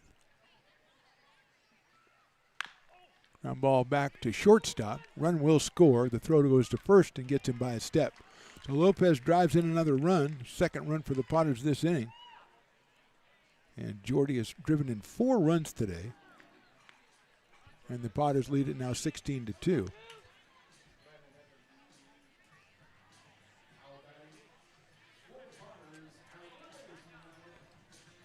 Here's Aiden Diome, who came in for Perrin Bland back in the 6th. Got up in the 7th and doubled and scored. So he's 1 for 1 in this one. Bases cleared now, 2 outs. Swings and misses off-speed pitch down to 73, and it fooled him 0-1.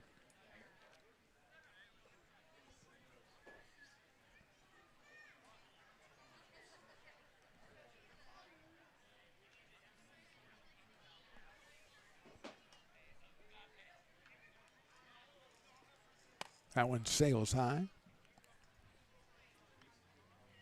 Couple home runs tonight. Tristan Russell, Jackson Henderson. Jordy Lopez 3 for 5. He drove in 4. 3 hits for Carson Moore tonight as well. Diome takes just outside. 2-1.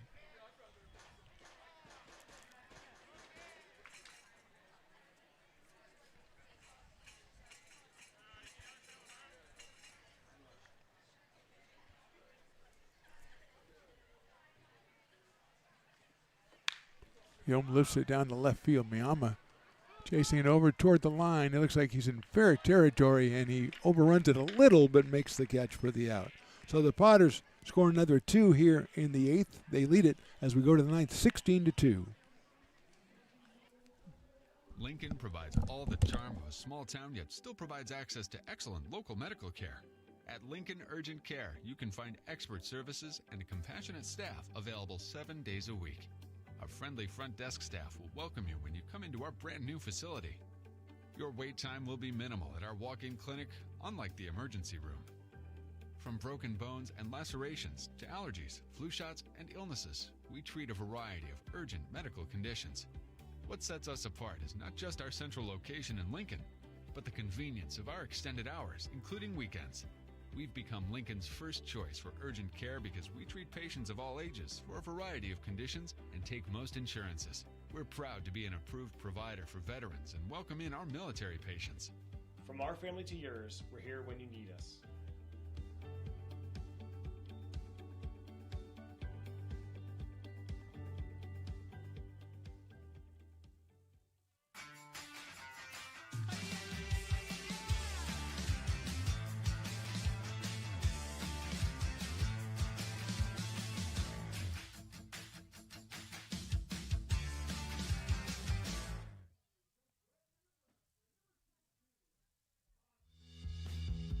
If you're in need of a seasoned DUI attorney, contact the law office of Samuel D. Burns Incorporated. We are familiar with the laws surrounding your case, and we will work diligently to minimize the negative impact following a DUI charge. With a proven track record, Sam Burns works on your behalf to provide a positive outcome. He's been able to save his clients' driver's licenses and negotiate more favorable terms. Visit our website.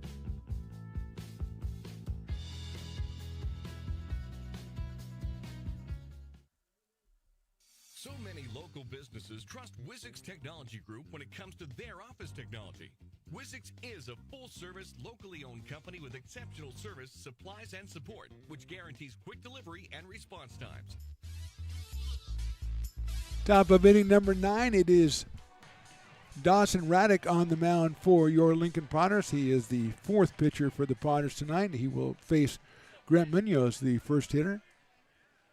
Then Tchaikovsky and Jordan for the Stonecutters.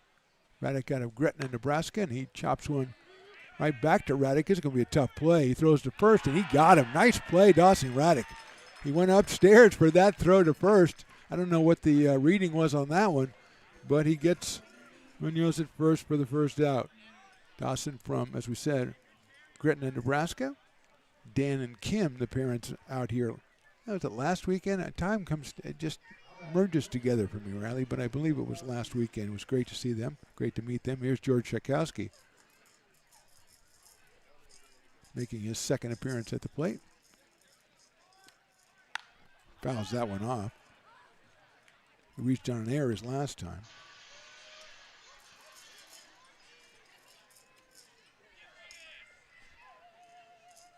Just 2 hits tonight for the Stonecutters, and both of them were infield hits. One of them went about 15 feet. That one sails outside, 1-1.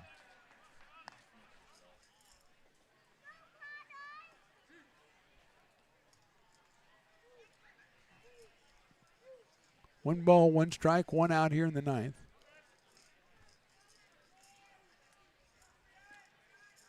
Foul ball back to the screen.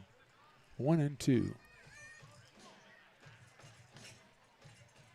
Dante Ruggiero behind the dish for the Potters as he came on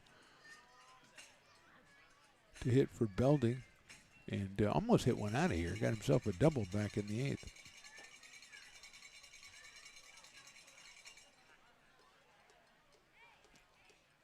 Popped up right side, Landon Plout, who's in at first base giving chase. In fact, we should reset the infield. Landon Plout's at first. Aiden Diome now is at 2nd. Tristan Russell has moved to short, and Luke Euler is back at 3rd. Norton, Madsen, Lopez in the outfield.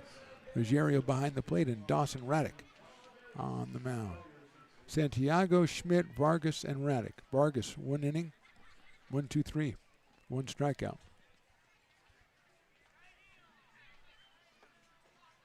One and 2 on Tchaikovsky. He pops that one up, and Landon's going to give chase again, and he still won't get it. Not going to change anything, Landon.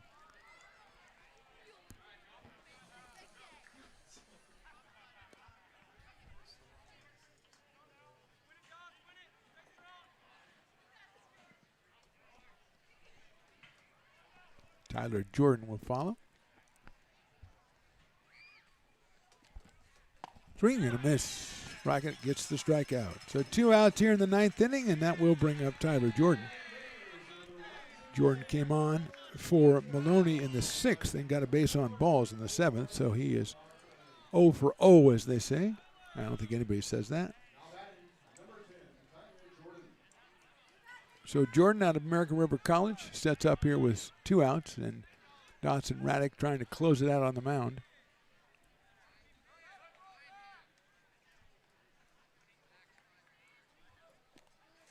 And Dawson's first pitch is outside.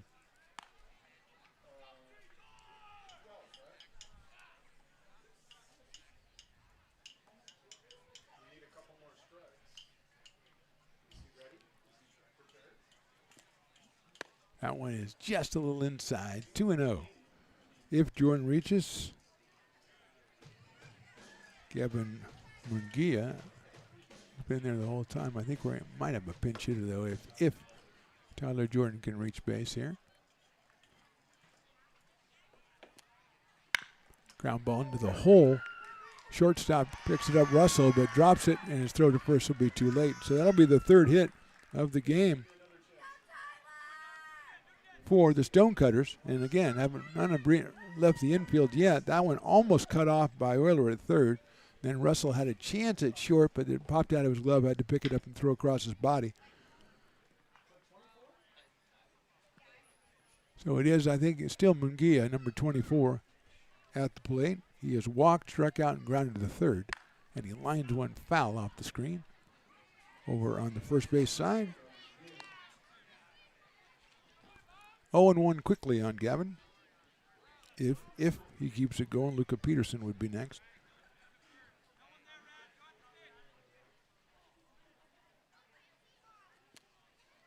Foul back to the screen, so quickly 0-2.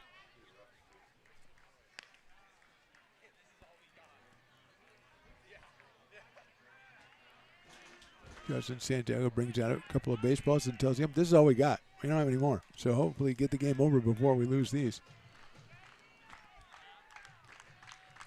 0-2 pitch coming up. Hit down to third. Euler scoops it up across the diamond. On Plout stays on the bag, and that's your ball game.